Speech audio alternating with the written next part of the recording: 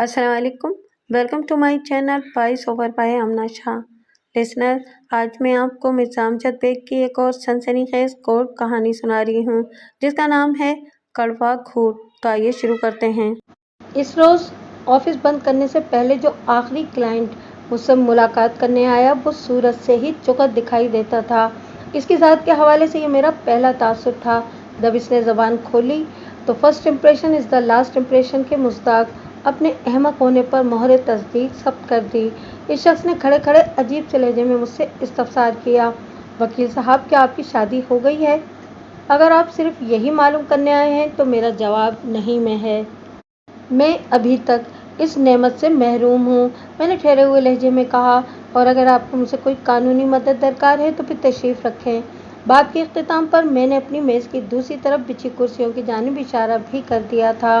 वो इंतहाई बददिली से एक कुर्सी खींचकर मेरे सामने देखते हुए उकताहट आमेज़ लहजे में बोला, जब आपकी शादी ही नहीं हुई तो फिर मैं बैठकर क्या करूँगा? फ़र्ज़ करें अगर मैं शादीशुदा होता तो? मैंने उसकी आंखों में देखते हुए पूछा। तब आप किस मकसद से मेरे पास तशरीफ़ लाए थे? वकील साहब, मैं एक मुश्किल में फंसा हुआ हूँ। वो मेरे ऑफिस में चारों जानिब चौकन्ना अंदाज में निगाह दौड़ाते हुए बोला, जैसे खदशा हो कि इसकी बातें कहीं मेरे अलावा कोई और न सुन रहा हो। आप अपनी मुश्किल की तफसील बताएं। मैंने रफ पैड और कलम संभालते हुए कहा, हो सकता है कि मैं आपके किसी काम आ जाऊं, लेकिन सबसे पहले तो आप मुझे अपना नाम बताएं। मेरा नाम अफजल है। वो टटोलती हुई नज़र से मुझे देखते हुए बोला, जैसे अंदाज़ा लगाने की कोशिश कर रहा हो कि वो मुझे अपने राज से आगाह करके कोई गलती तो नहीं करने जा रहा। मैं अपनी बीवी की वजह से बहुत परेशान हूँ, जो कि अब कानूनी एतबार से मेरी बीवी नहीं रही, लेकिन हज़ार कोशिश के बावजूद भी मैं इसे अपनी ज़िंदगी से निकाल नहीं पाया हूँ, और इसका सबब है फरजाना। क्या फरजाना आपकी ज़िंदगी में आने वाली कोई दूसरी औरत है?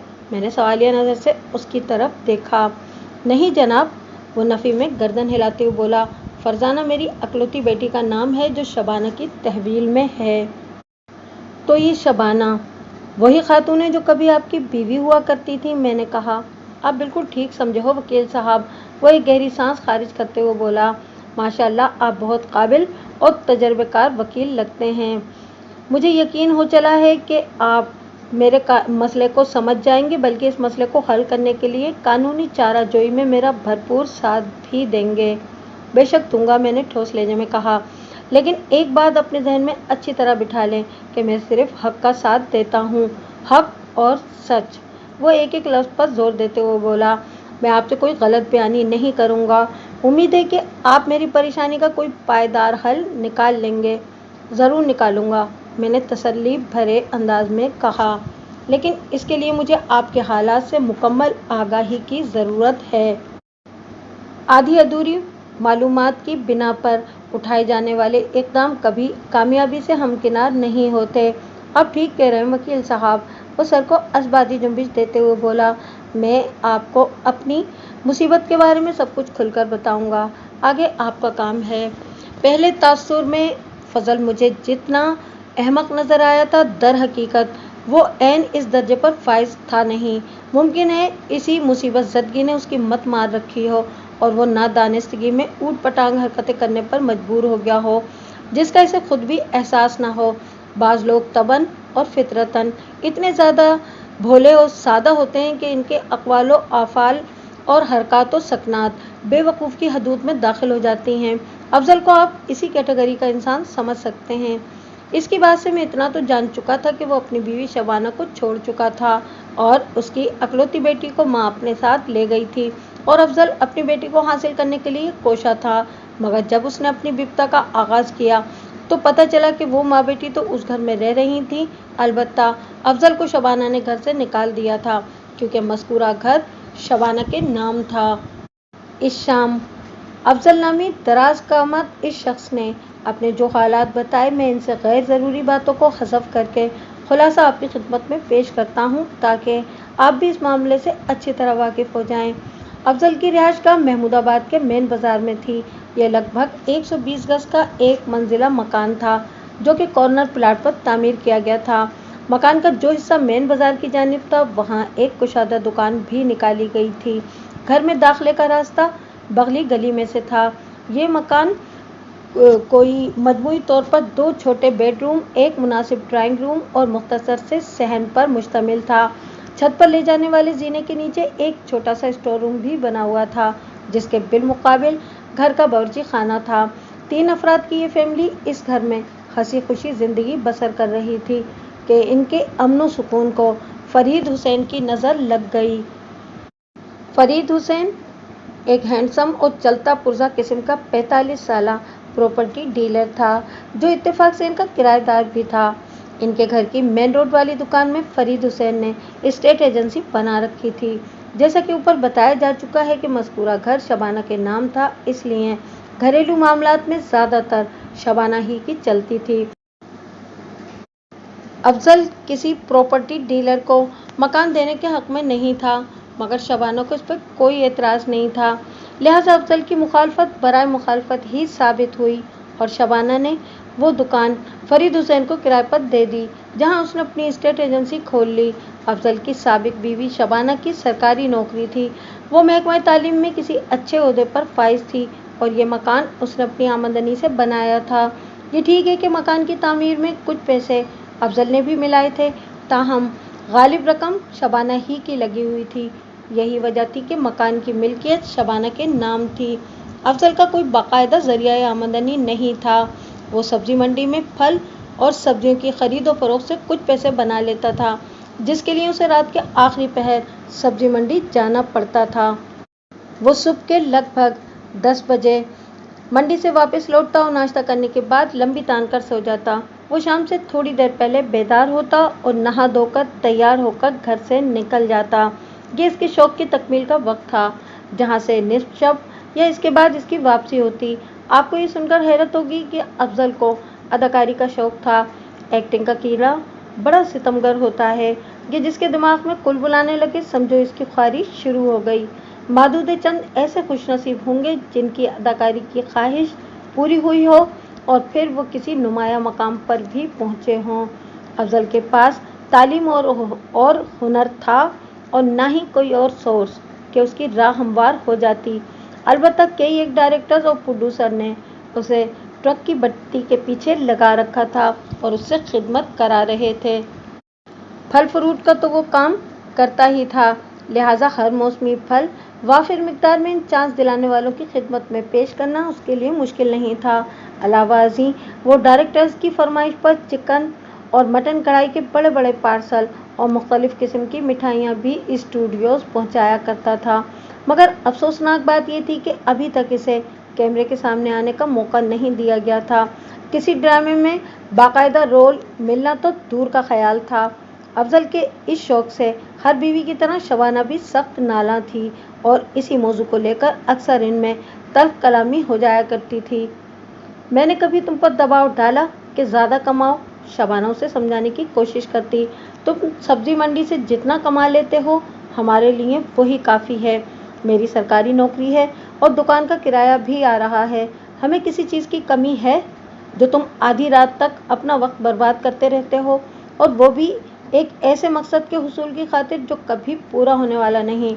مایوسی گناہ ہے شبانہ، وہ فلسفیانہ انداز میں کہتا۔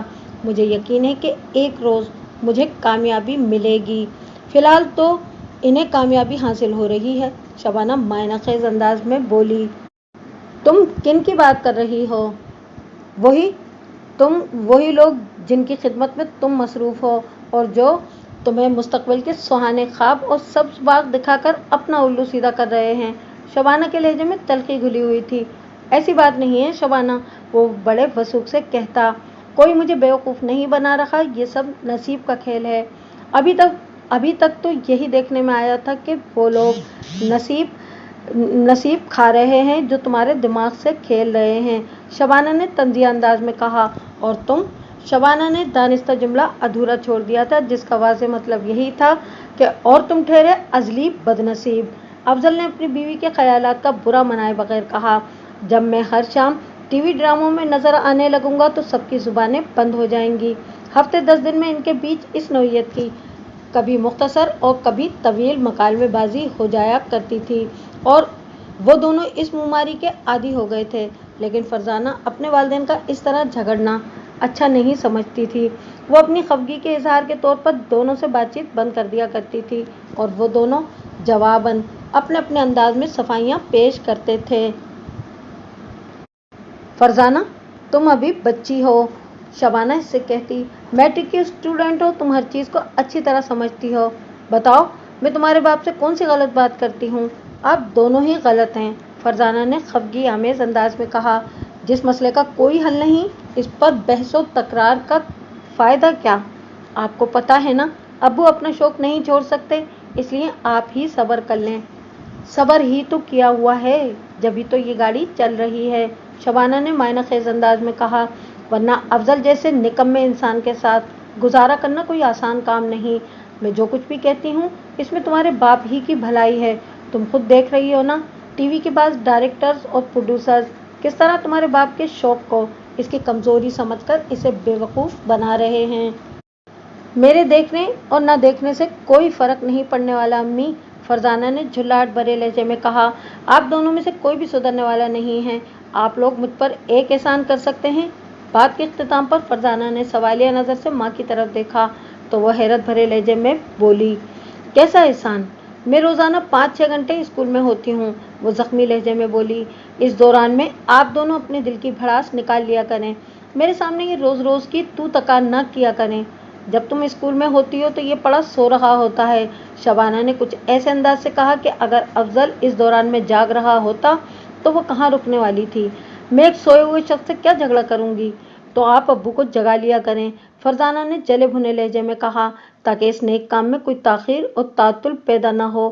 جب فرزانہ اپنے باپ کے پاس اکیلی ہوتی تو وہ بڑے دلار سے کہا کرتا، فرزانہ تم میری شہزادی بیٹی ہو نا؟ جی ابو، فرزانہ اس بات میں جواب دیتی، بیٹا جی تمہاری ماں سمجھتی ہے کہ میں کوئی احمق انسان ہوں، لیکن ایسا ہرگز نہیں ہے، وہ پرخیال انداز میں کہتا، میں بس اپنے شوق کے ہاتھوں مجبور ہوں اور جانتا ہوں کہ اس فیلڈ میں اپنے لیے جگہ بنانا کوئی آسان کام نہیں ہے، لیکن مجھے یقین ہے کہ میں ایک دن ضرور ٹی وی آرٹسٹ بنوں گا اور تم اپنے باپ پر فخر کرو گی۔ میں تو اب بھی آپ پر فخر کرتی ہوں ابو، وہ دھیرے سے کہتی، میں جانتا ہوں میری شہزادی، وہ پیار بھرے لہجے میں کہتا، مگر ایک سپر اسٹار کی بیٹی ہونے کا ایک الگ مزہ ہے، میرے لیے یہی کافی ہے کہ میں آپ کی بیٹی ہوں، وہ ٹھہرے ہوئے لہجے میں بولی، مجھے کسی اسٹار کی بیٹی ہونے کی کبھی تمنا نہیں رہی، تو کیا تم بھی اپنی ماں ہی کی طرح سوچتی ہو؟ وہ شاکی لہجے میں بولا، تمہیں میری اداکاری کا شوق اچھا نہیں لگتا؟ ایسی بات نہیں ہے ابو، وہ صفائی پیش کرنے والے انداز میں گہری سنجیدگی سے بولی، آپ کا جو بھی شوق ہے مجھے اس سے کوئی بھی مسئلہ نہیں، میں بس یہ چاہتی ہوں کہ گھر کے اندر امن و امان کی فضا قائم رہے، آپ میری بات سمجھ رہے ہیں نا؟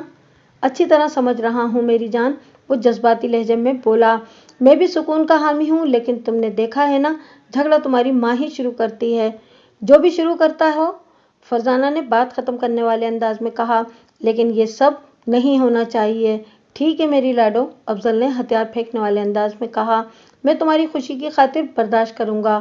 شبانہ صبر کرنے کا عندیہ دے چکی تھی، افضل نے برداشت کرنے کا وعدہ کر لیا تھا، اس صبر اور برداشت کے کمبینیشن سے یہ توقع کی جا سکتی تھی کہ اس گھر کی فضا میں اب امن و سکون قائم ہو جائے گا، مگر ایسا نہیں ہوا، چند روز خیریت سے گزرے ہوں گے کہ ایک نئے بھونچال نے افضل کی زندگی کو تلپٹ کر کے رکھ دیا تھا۔ فرزانہ 9ویں کلاس سے 10ویں کلاس میں آ چکی تھی اور یہی امید کر رہی تھی کہ اس کی امی اور ابو کو عقل آ گئی ہے، وہ یہ سوچ کر فخر بھی محسوس کرنے لگتی تھی کہ والدین کے رویوں میں اس کی کوششوں سے مثبت بدلاؤ آیا تھا، لیکن اس وقت فرزانہ کی ساری امیدوں پر پانی پھر گیا جب افضل اور شبانہ کے درمیان ایک نئی اور خاصی سنگین محاذ آرائی کا آغاز ہوا۔ اس گھریلو جنگ کا مرکزی کردار تھا فرید حسین، پراپرٹی ایجنٹ، ان کا کرایہ دار۔ فرید حسین کی اس دکان میں بیٹھے ابھی 1 ماہ ہی ہوا تھا کہ افضل کی سماعت پر زہریلی خبریں دستک دینے لگیں۔ افضل ایک کمرو عام سی شکل کا آدمی تھا، جبکہ اس کے مقابلے میں شبانہ کو خاصی برتری حاصل تھی۔ شبانہ بلا شک و شبہ دلکش حسن کی مالک ایک پرکشش عورت تھی، بقول شخص اس ذیل میں افضل اس کا پاسنگ بھی نہیں تھا، اور جو کڑوی خبریں افضل کی سماعت کو چھید رہی تھیں ان کا تعلق فرید حسین سے تھا۔ فرید حسین एक वजीह और शकील शख्स था। इसे गुफ्तगू का हुनर आता था। वो अपनी बातों से सामने वाले को, खुसूसन सिन्फ़े नाज़िक को बआसानी मुतासिर कर लेता था। और शुनीद ये भी थी कि अफजल की मनकूहा शबाना फरीद हुसैन की शख्सियत से बुरी तरह मुतासिर हो चुकी थी। इब्तिदा में अफजल ने इन जिगरपाश खबरों पर ज़्यादा ध्यान नहीं दिया और इन्हें महज अफवाहें ही समझा। इसका दिल ये तस्लीम करने को तैयार नहीं था कि शबाना इससे बेवफाई की मुर्तकिब हो रही थी, मगर इसके दिल की तस्लीमो रिज़ा मुखबिरों की नज़रों में किसी अहमियत की हामिल नहीं थी। वो अपने दावों की तस्दीक के लिए अपने पास ऐसे ठोस सबूत रखते थे कि उन्होंने अफजल को शबाना की बेवफाई का यकीन दिलाने के लिए शुनीद के साथ दीद का भी बंदोबस्त कर दिया। शुनीद में जब दीद का भगाल लगा तो अफजल का दिमाग भग से उड़ गया। बेवफा बीवियों के शौहर मेरी नज़र में दुनिया के सबसे मजलूम इंसान होते हैं। अफजल ने अपनी दास्तान दिल फिकार जो मुझे सुनाई, इसमें बयान करने के लिए बहुत कुछ था, लेकिन मैं दानिस्ता इस तफसील में नहीं जाना चाहता। आप थोड़े लिखे को ज़्यादा समझें और इस अम्र का यकीन कर लें कि अफजल ने शबाना को रंगे हाथों पकड़ लिया था। इसके बाद इस घर में जो तूफान बरपा हुआ होगा, इसका अंदाज़ा भी आप बखूबी लगा सकते हैं। इस मौके पर शबाना ने कसूरवार होने के बावजूद भी अक्लमंदी का सबूत देते हुए दुरुस्त लहजे में कहा, तुमने जो भी देखा वो तुम्हारी आंखों का धोखा है। तुमने जो सोचा वो तुम्हारे जहन का फतूर है। लेकिन मैं तुम्हारी इन घटिया और अहमकाना हरकतों की वजह से अपना घर बर्बाद नहीं होने दूंगी। मैं आज ही फरीद का डिपॉजिट उसके मुंह पे मारकर दुकान खाली कराती हूँ। इस फौरी फैसले के नतीजे में मेरा जितना भी नुकसान होगा वो मैं बर्दाश्त कर लूंगी, मगर मुझे ये गवारा नहीं है कि तुम मेरे किरदार पर धब्बा लगाओ। किसी ने क्या खूब कह रखा है कि सच में बड़ी ताकत होती है और हक की आवाज़ को दबाया नहीं जा सकता। लेकिन इस फार्मूले को अप्लाई करने से पहले हालात और वाक़यात पर निगाह डालना भी ज़रूरी है, वरना शबाना जैसे चीखने चिल्लाने और गुस्से का इजहार करने वाले अफराद हमेशा सच्चे साबित हो जाएंगे। अगले रोज़ फरीद हुसैन से दुकान खाली करा ली गई। 2 रोज़ बाद वहां कपड़े की दुकान खुल गई। इस सूरत हाल में एक हैरत अंगेज बात यह देखने में आई कि फरीद हुसैन ने फिलफौर दुकान खाली कराने पर किसी किस्म का कोई एहतजाज नहीं किया था और न ही कोई मुतालबा किया था। वो चुपचाप अपना फर्नीचर और फाइलों वाली अलमारी एक सुजुकी में डालकर पता नहीं कहाँ रवाना हो गया था। इस दुकान में कपड़े का कारोबार करने वाले शख्स का नाम खुर्शीद भाई था। खुर्शीद भाई की उम्र 60 से ज़्यादा थी और उसकी रिहाइश अख्तर कॉलोनी में थी। 2 माह पल लगाकर उड़ गए। इस दौरान में अफजल और शबाना के माबैन बातचीत का सिलसिला तो शुरू हो गया था, लेकिन शबाना खासी खिंची खिंची रहती थी, जबकि अफजल के रवैये में किसी किस्म का खिंचाव देखने में नहीं आता था। उम्मीद तो यही की जा रही थी कि इस तनाव के साथ भी वो दोनों बहरहाल एक दूसरे से जुड़े रहेंगे और इनकी मुख्तसर सी 3 अफराद पर मुश्तमिल ये फैमिली खुश खुर्रम जिंदगी गुजारेगी। लेकिन ऐसा महसूस होता था कि जैसे बदबख्ती हाथ धोकर अफजल के पीछे पड़ी हुई हो। तीसरे माह अफजल के इल्म में ये बात आई कि शबाना और फरीद के बीच मेल मिलाप का सिलसिला अब भी जारी है। अफजल को पता चला कि फरीद ने इसकी दुकान छोड़ने के बाद मंजूर कॉलोनी में स्टेट एजेंसी खोल ली थी और शबाना हफ्ते में एक आध बार फरीद की एजेंसी पर इससे मिलने जाया करती थी और कभी मौका महल देखकर अफजल की गैर मौजूदगी में फरीद भी शबाना से मिलने उसके घर आ जाया करता था। इन दिनों अफजल ने दिन में लंबी तान कर सोना छोड़ दिया था। वो अब दोपहर का खाना खाने के बाद ही नींद लिया करता था। सुबह से दोपहर तक वो घर में मौजूद नहीं होता था। वो अब फजर के वक्त सब्जी मंडी जाता था और दोपहर को वापस लौटता था। इस दौरान में फरजाना भी स्कूल में हुआ करती थी, लिहाजा जब भी शबाना को फरीद से घर में मुलाकात करना होती वो अपने ऑफिस से छुट्टी मार लिया करती थी। ऐसे ही एक रोज़ अफजल ने छापा मारकर फरीद को अपने ड्राइंग रूम में पकड़ लिया। इसके बाद वहाँ जो कुछ हुआ होगा वो आप बआसानी समझ सकते हैं। फरीद तो फौरन ही वहाँ से खिसक लिया था और वो मियाँ बीवी बुरी तरह एक दूसरे से उलझ पड़े थे। बेगैरती की भी कोई हद होती है शबाना, अफजल ने खुशीले लहजे में कहा। लगता है कि तुम्हारा ज़मीर मुर्दा हो गया है। बेगैरत होगे तुम और ज़मीर भी तुम्हारा ही मुर्दा हुआ होगा। शबाना भी जवाबन तन तनाकर बोली, तुम्हारा दिमाग खराब हो गया है जो मेरे बारे में उल्टा सीधा सोच रहे हो। मैं उल्टा सीधा सोच रहा हूँ हैं? वो बीवी को आंखें दिखाते हुए बोला, मैंने अभी यहाँ पर अपनी आंखों से जो कुछ देखा है, क्या वो कोई ख्वाब था? तुमने ऐसा क्या देख लिया है बेवकूफ? शबाना ने उसकी आंखों में देखते हुए हिकारत भरे लहजे में पूछा। तुम अपने दोस्त के साथ यहाँ रंगरलियां मना रही थीं। अफजल आपे से बाहर हो गया। ये देखा है मैंने। तुम्हारा सिर्फ दिमाग ही नहीं बल्कि आंखें भी खराब हो चुकी हैं अफजल। वो नफरत भरे लहजे में बोली, इतनी घटिया सोच के मालिक शख्स के साथ मैं एक लम्हा भी नहीं रह सकती। तुमने आज दूसरी बार मेरे किरदार पर कीचड़ उछाली है। अच्छा, तो मैं तुम पर कीचड़ उछाल रहा हूँ? वह अजीब से लहजे में बोला। अगर तुम्हारा जहन साफ है तो बताओ, वो शैतान यहाँ क्या करने आया था, और वो भी ऐसे वक्त जब घर में फरजाना मौजूद है और ना ही मैं। इसकी एजेंसी ठीक तरह से नहीं चल रही। वो बदस्तूर ढिठाई से लबरेज गुस्सीले लहजे में बोली। यहाँ से जाने के बाद उसका काम जम नहीं सका। हमने इसे किसी नोटिस के बगैर फौरी तौर पर बेदखल कर दिया था। वो मुझसे कुछ पैसे उधार मांगने आया था। शबाना ने अपने तौर पर सूरत हाल को टैकल करने की कोशिश की थी, लेकिन अफजल चूंकि काफ़ी दिनों से इन दोनों पर रिसर्च कर रहा था और इस सिलसिले में उसने अच्छा खासा होमवर्क भी कर रखा था, लिहाजा वो शबाना की लंगड़ी वजाहत से मुतमईन नहीं हुआ और मुंह टेढ़ा करते हुए बोला, बहुत खूब। एक ऐसा नामाकूल शख्स जिसके नाम की वजह से तुम्हारे किरदार पर पहले भी धब्बा लग चुका है, वो तुमसे उधार मांगने आया और तुमने उसे बड़ी इज्जत से ड्राइंग रूम में बिठा लिया। सुभान अल्लाह। लम्हाती तवक्कुफ करके उसने एक बोझल सांस खारिज की, फिर अपनी बात मुकम्मल करते हुए तंजिया लहजे में बोला, ओहो, अब समझ में आया। इस बेचारे की एजेंसी ठीक तरह से चल नहीं रही।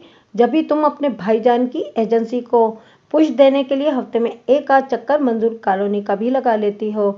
क्या बक रहे हो? वो तेज के आलम में पूछने लगी। तुमने फरीद को मेरा भाई क्यों कहा? इतनी ज्यादा भाई की फिक्र किसी बहन ही को हो सकती है, अफजल ने जहरखंद लहजे में कहा, या फिर किसी दोस्त की फिक्र। अगर अब तुमने एक लफ्ज भी मुंह से निकाला तो मैं तुम्हारी जबान खींच लूंगी, शबाना ने गरज कर कहा। आज पता चला कि तुम मेरी जासूसी करते रहते हो। गोया पानी नशे में बह रहा है और भर भी रहा है, अफजल ने जलती पर गैसोलीन छिड़कते हुए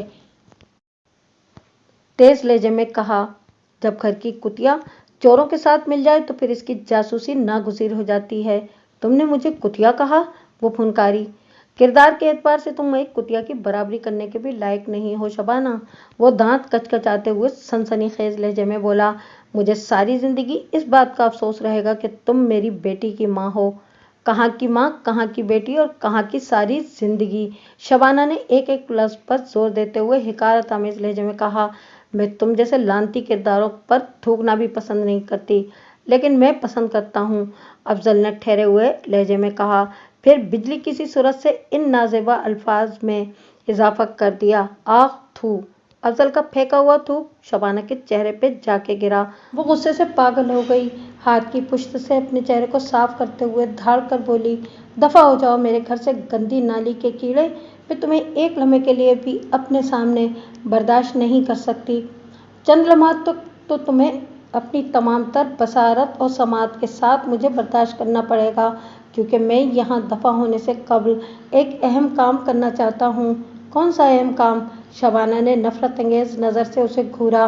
मैं तुम्हें तलाक देता हूँ, वो बाआवाज़ बुलंद सनसनाते हुए लहजे में बोला। मैं बाकायमी होशो हवास तुम्हें तलाक देता हूँ। आज के बाद मेरा तुमसे कोई ताल्लुक़ नहीं है, मैं तुम्हें तलाक देता हूँ। ये वो लम्हात थे जब फरजाना घर में दाखिल हुई। फरजाना के साथ इसकी 2 क्लास फेलोज भी थीं, जो नोट्स लेने के लिए उसके हमरा चली आई थीं। फरजाना अपने घर के सामने 3-4 औरतों को जमा देखकर उलझ गई थी। ये आस पड़ोस की औरतें थीं जो अफजल और शबाना की चीखों पुकार सुनकर उनके दरवाजे पर इकट्ठा हो गई थीं। ताहम उन्होंने मियाँ बीवी के मामलात में मुदाखलत करने की कोशिश नहीं की थी। अफजल के आखिरी तलाक वाले अल्फाज ने इन सबको हैरत में डाल दिया था। फरजाना, इसकी क्लास फेलोज और महल्ले की इन औरतों ने अपने कानों से सुना था कि अफजल ने अपनी बीवी शबाना को तलाक दे दी थी। फरजाना पर तो जैसे आसमानी बिजली गिर गई थी। वो आनन फानन में पत्थर का बुत बन गई थी। इसके आसाब मफलूज और सोच मुंजमद होकर रह गई थी। इसी असना में घर का दाखिली दरवाज़ा धाड़ से खुला और वहाँ अफजल नमूदार हुआ। गली की सूरत हाल ने एक लम्हे के लिए उसे ठिठका दिया था। अगले ही लम्हे फरजाना पर उसकी निगाह पड़ी। फरजाना इन लम्हात में कर्ब की इंतहा को छूकर फ्रीज हो गई थी। उसके हवास मुअत्तल और एज़ा बेजान हो चुके थे। इसे बिल्कुल भी महसूस नहीं हुआ कि कब घर का दरवाज़ा खुला और वहाँ से कौन बाहर निकला। वो बिल्कुल नहीं जानती थी कि किसने इसके नज़दीक पहुंचकर उसकी पेशानी पर बोसा दिया, और न ही वो ये सुन सकी कि बोसा देने वाले शख्स ने उसके कान के करीब क्या सरगोशी की। मेरी जान, मैं बहुत जल्द वापस आऊँगा, अफजल ने फरजाना की पेशानी चूमने के बाद बेहद जज्बाती लहजे में कहा था, और फिर मैं तुम्हें इस डायन के कब्जे से छुड़ा कर ले जाऊँगा। फरजाना ने अपने बाप की बात पर कोई रद्द-ए-अमल ज़ाहिर नहीं किया। उसके होंठ छल हो गए थे, मगर पत्थर की इस जानदार मूर्ति की आंखें खामोश न रह सकीं। बेबसी, बेचारगी और शकस्त खुर्दगी की नमी में गूंधे हुए दो आंसू उसकी पलकों की रेशमी गिरफ्त से बेख्तियार आज़ाद होकर उसके गालों पर फिसल गए थे। ये आंसू बड़े बेज़बान होते हैं, एहसासात के तर्जुमान होते हैं। कुछ पता नहीं चलता कब जिगर खून होकर आंखों से बह गया। मेरे सामने बैठे हुए अफजल ने अपनी आंखों में उतर आने वाले आंसुओं को रुमाल से खुश्क किया, फिर गमनाक लहजे में बोला, वकील साहब, मैंने अपनी ज़िंदगी की मुकम्मल कहानी पूरी सच्चाई के साथ आपको सुना दी है। मेरी बात पर यकीन करने या न करने का इख्तियार आपको हासिल है। मैं इस वक्त एक शकस्ता दिल बाप के रूबरू था, लिहाजा इससे बात करते हुए मुझे मुनासिब अल्फाज का चुनाव करना पड़ रहा था। मैं नहीं चाहता था कि मेरी किसी बात से इसके जज्बात को ठेस पहुँचे। वो बेचारा पहले ही बहुत दुख झेल चुका था। मुझे उसके ज़ख्मों पर मरहम रखना था, लेकिन मेरे सामने कुछ पेशावराना मजबूरियाँ भी थीं, कुछ कानूनी तकाज़े थे। मैं उसे अंधेरे में रखकर मुस्तकबिल के सुनहरे ख्वाब नहीं दिखा सकता था। चुनाचे मैंने निहायत ही ठहरे हुए लहजे में कहा, अफजल साहब, मैंने आपकी बयान करदा कहानी पर यकीन कर लिया है। इसी तरह आपको भी मौजूदा हालात की असली सूरत हाल को जहन में रखना चाहिए। ठीक है जनाब, आप जो भी कहेंगे मैं इसे जहन नशीन कर लूँगा, वो फर्माबरदारी से गर्दन हिलाते हुए बोला। आप मुझे मौजूदा हालात की असली शक्ल के बारे में खुलकर बताएं। मैंने बताया, अफजल साहब, आप अपनी बीवी शबाना को तलाक दे चुके हैं। वो अब आपकी बीवी नहीं रही। तलाक वाला मामला ज़बानी कलामी से आगे बढ़कर अदालत तक पहुंचा हुआ है। जब ही अदालत ने आपकी बेटी फरजाना को इसकी मां की तहवील में दिया हुआ है, और इस तहवील में फरजाना की मर्जी भी शामिल है। क्या मैं गलत कह रहा हूँ? मैंने ज़रा देर को रुककर सवालिया नज़र से अफजल की तरफ देखा तो वो नफ़ी में गर्दन झटकते हुए बोला, नहीं वकील साहब, आप बिल्कुल ठीक कह रहे हैं। और अब आप ये चाहते हैं कि मैं कानूनी चाराजोई करके फरजाना को शबाना की कस्टडी से निकाल कर आपके हवाले कर दूं? हाँ, मैं ऐसा ही चाहता हूँ, उसने इस बात में जवाब दिया। मैं इसी सिलसिले में आपके पास आया हूँ। आपको ऐसे चाहने का हक हासिल है? मैंने उसकी आंखों में देखते हुए गहरी संजीदगी से कहा, मगर ज़मीनी हक़ाइक़ को नज़रअंदाज करके आप अपना यह हक हासिल नहीं कर सकते। आपका मामला अदालत तक पहुंचा हुआ है।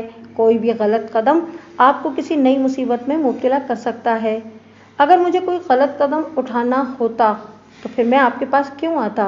वो ठहरे हुए लहजे में बोला, मैं कानून के दायरे में रहते हुए अपनी बेटी को हासिल करना चाहता हूँ। आप मुझे ज़मीनी हक़ाइक़ के बारे में बताएं।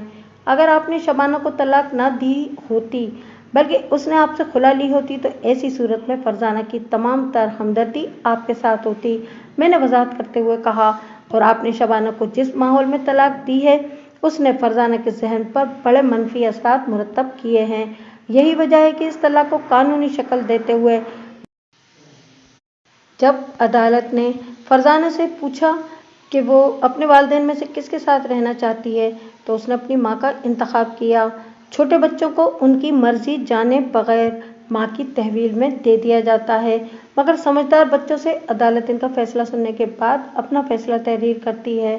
ये सब तो हो चुका वकील साहब, वो बेचैनी से पहलू बदलते हुए बोला। आप ये बताएं आगे क्या करना है? मुझे हर हाल में अपनी बच्ची चाहिए।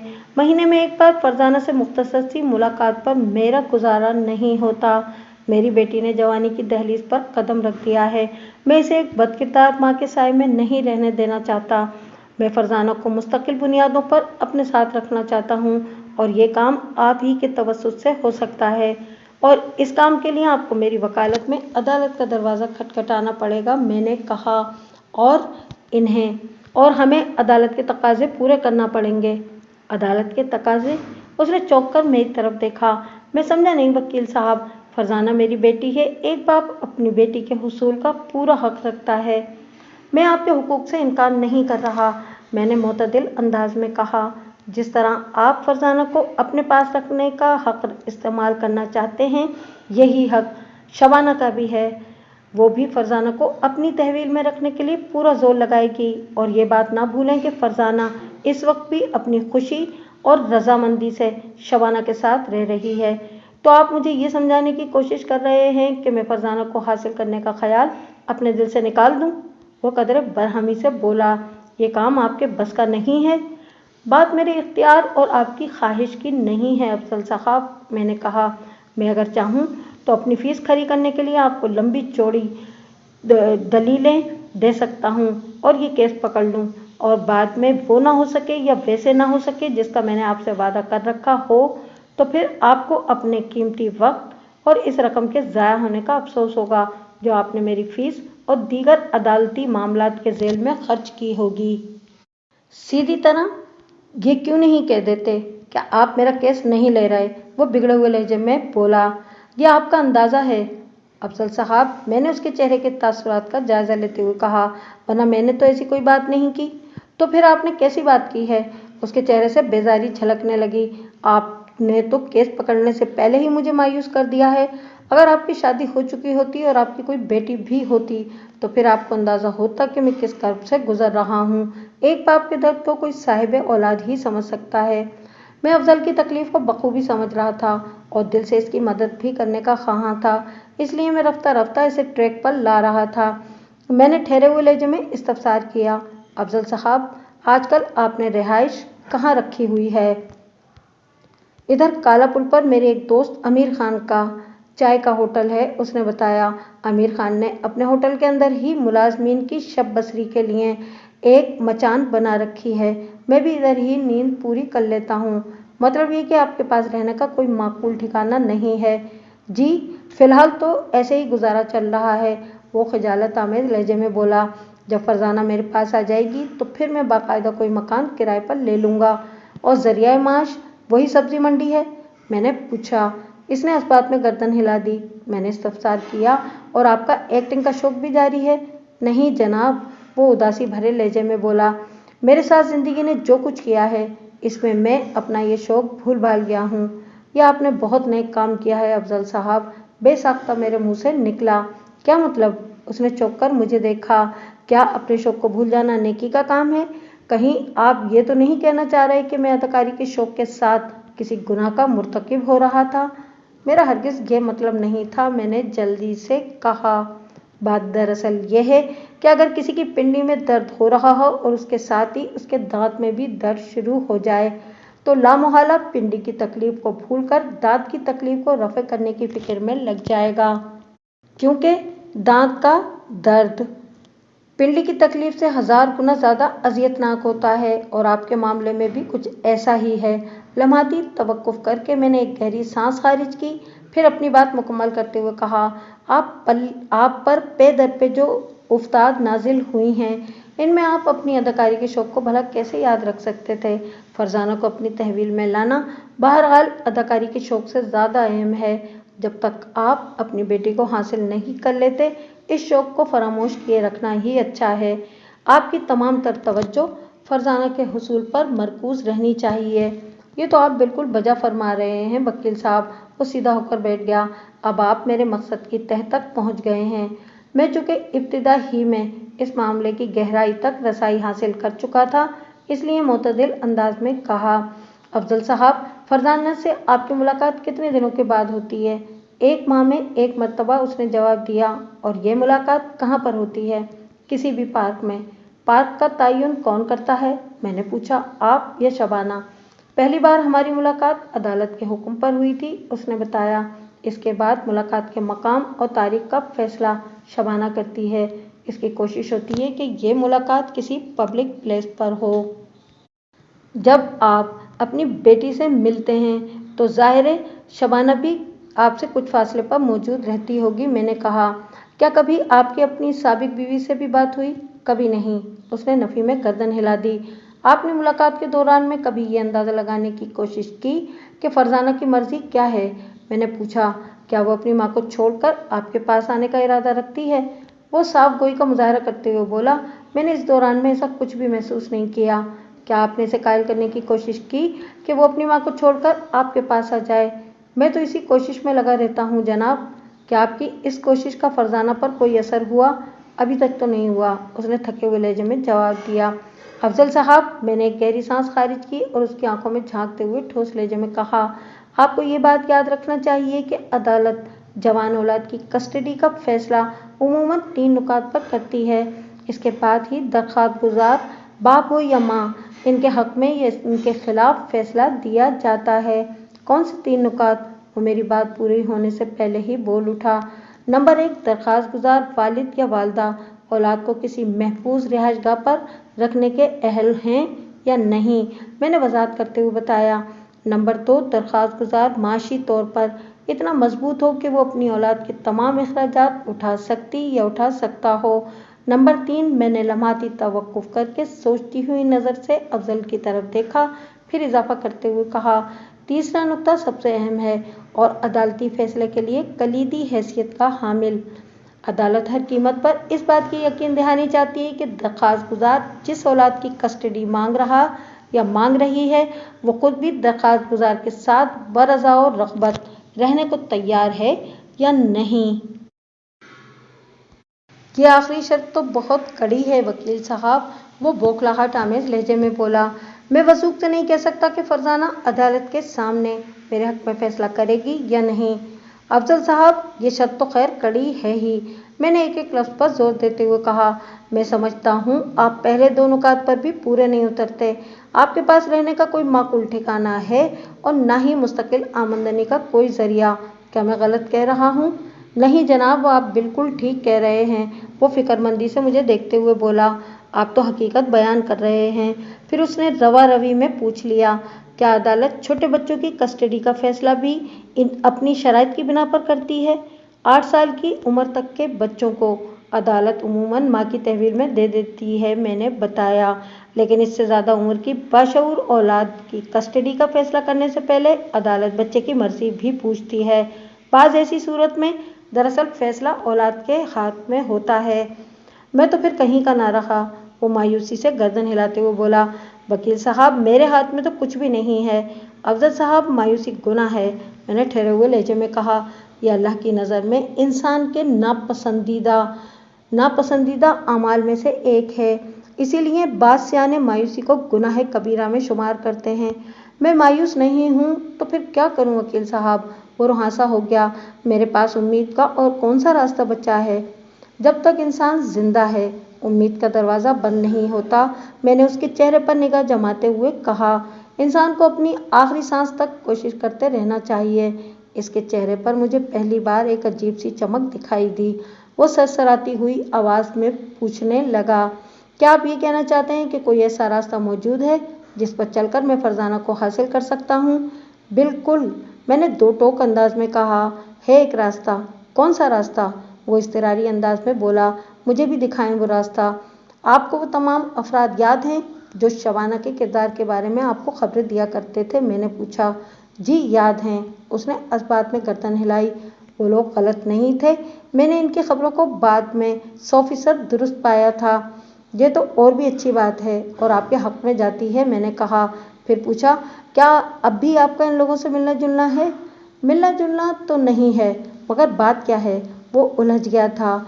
मैंने उसकी उलझन की परवाह किए बगैर सवाल किया, क्या आप इन लोगों से मेरी मुलाकात करा सकते हैं और इन्हें मेरे दफ्तर में ला सकते हैं?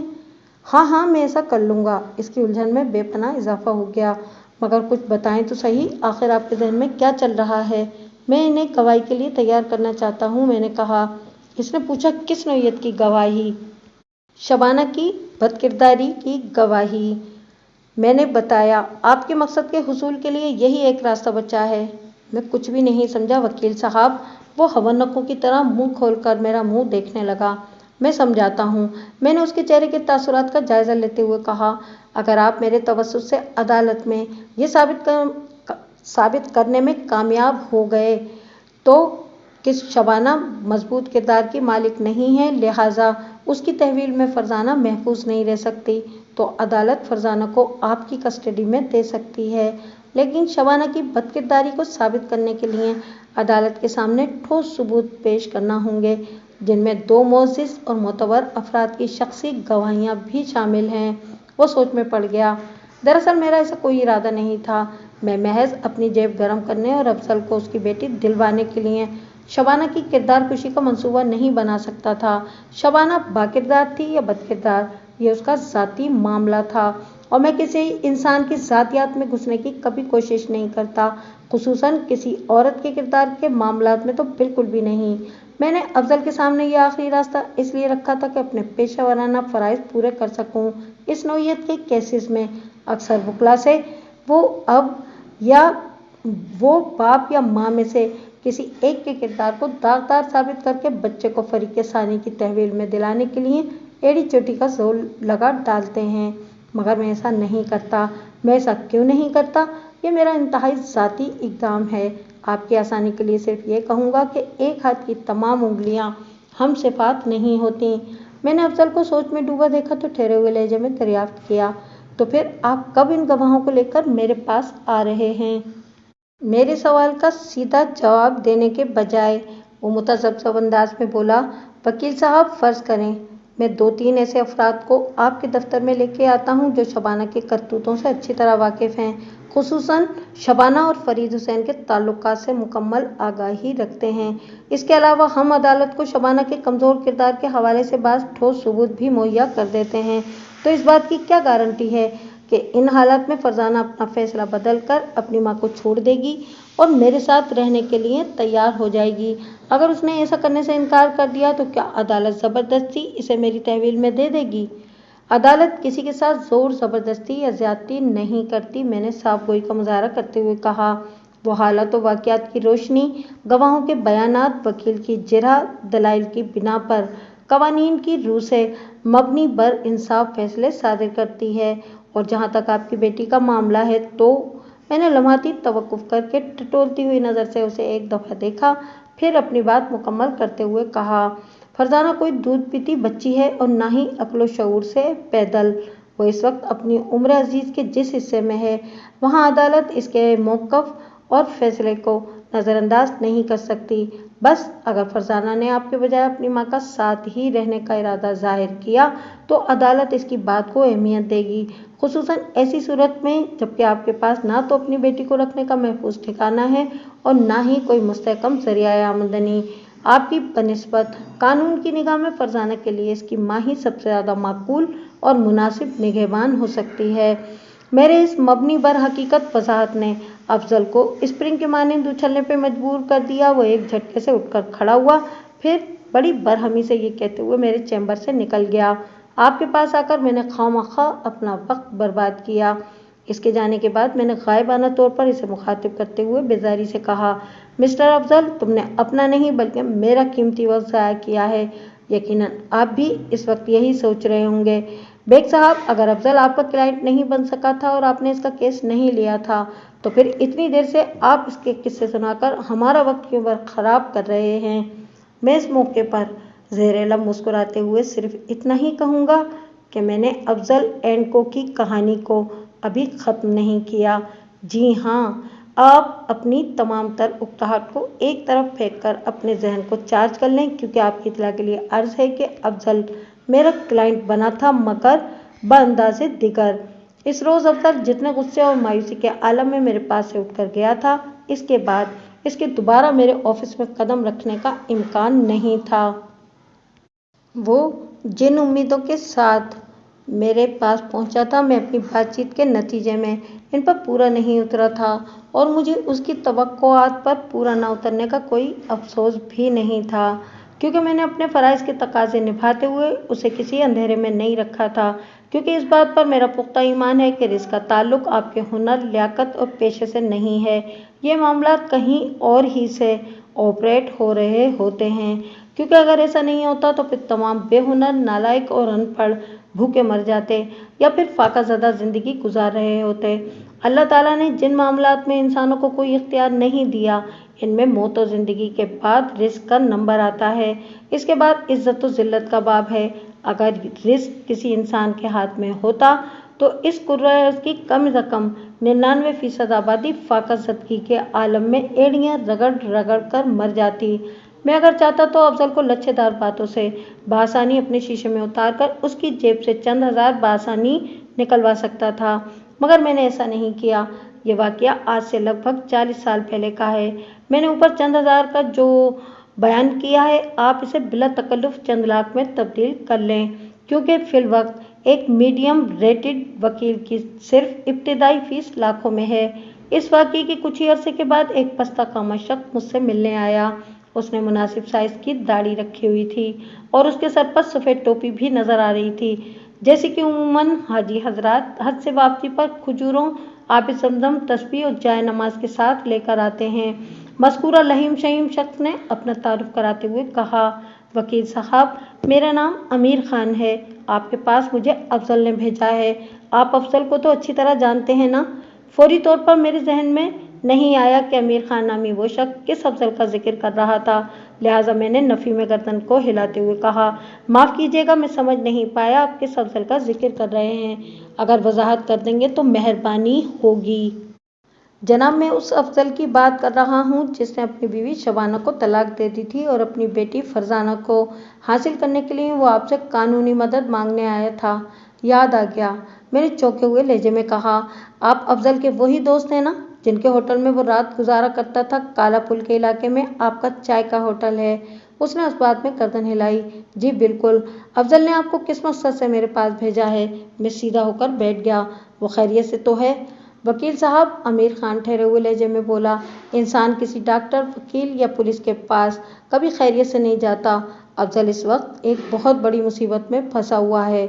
ओह, मैंने एक तशवीश भरी सांस खारिज की और पूछा, अफजल की मुसीबत की नौयत क्या है? वो इस वक्त थाने में बंद है, अमीर खान ने बताया। क्यों?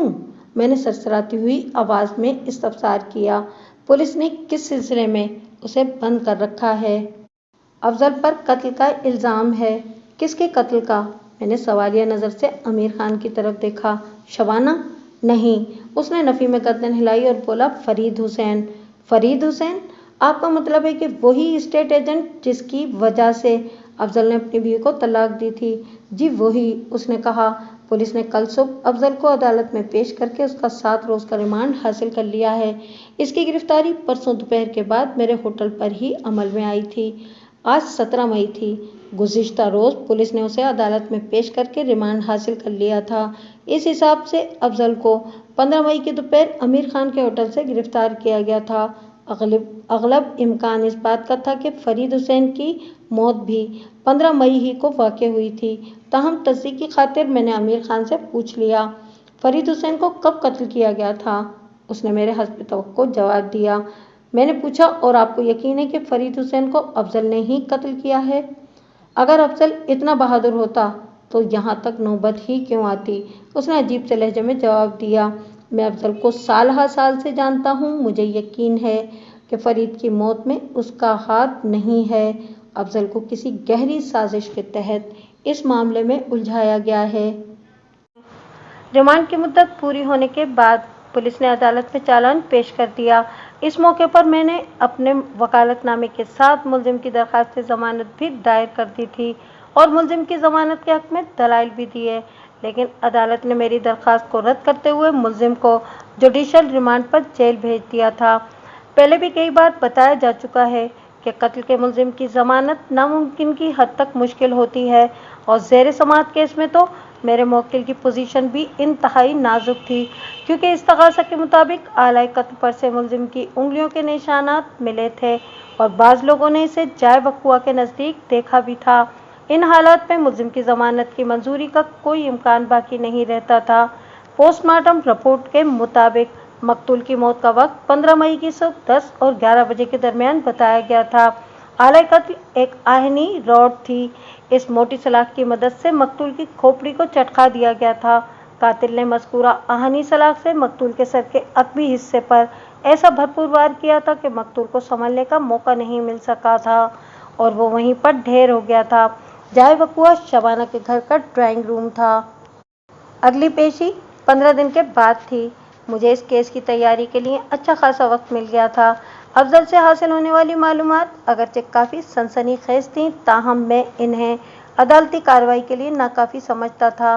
लिहाजा मैंने अपनी ज़रूरत के मुताबिक होमवर्क कर लिया था। इस सिलसिले में अमीर खान ने मुझसे भरपूर ताउन किया था। हमारे दरमियान जब भी गुफ्तगू हुई तो उसने अफजल के एहसानात का जिक्र ज़रूर किया, लेकिन कभी इन एहसानात की तफसील बयान नहीं की थी और ना ही मैंने कभी पूछने की ज़रूरत महसूस की कि अफजल ने इस पर कौन कौन से एहसानात कर रखे थे। मेरे लिए यही काफ़ी था कि अमीर खान अफजल का एक मुखलिस और हमदर्द दोस्त साबित हो रहा था। जब अदालत की बाकायदा कार्रवाई का आगाज़ हुआ तो जज ने फर्द जुर्म पढ़कर सुनाई।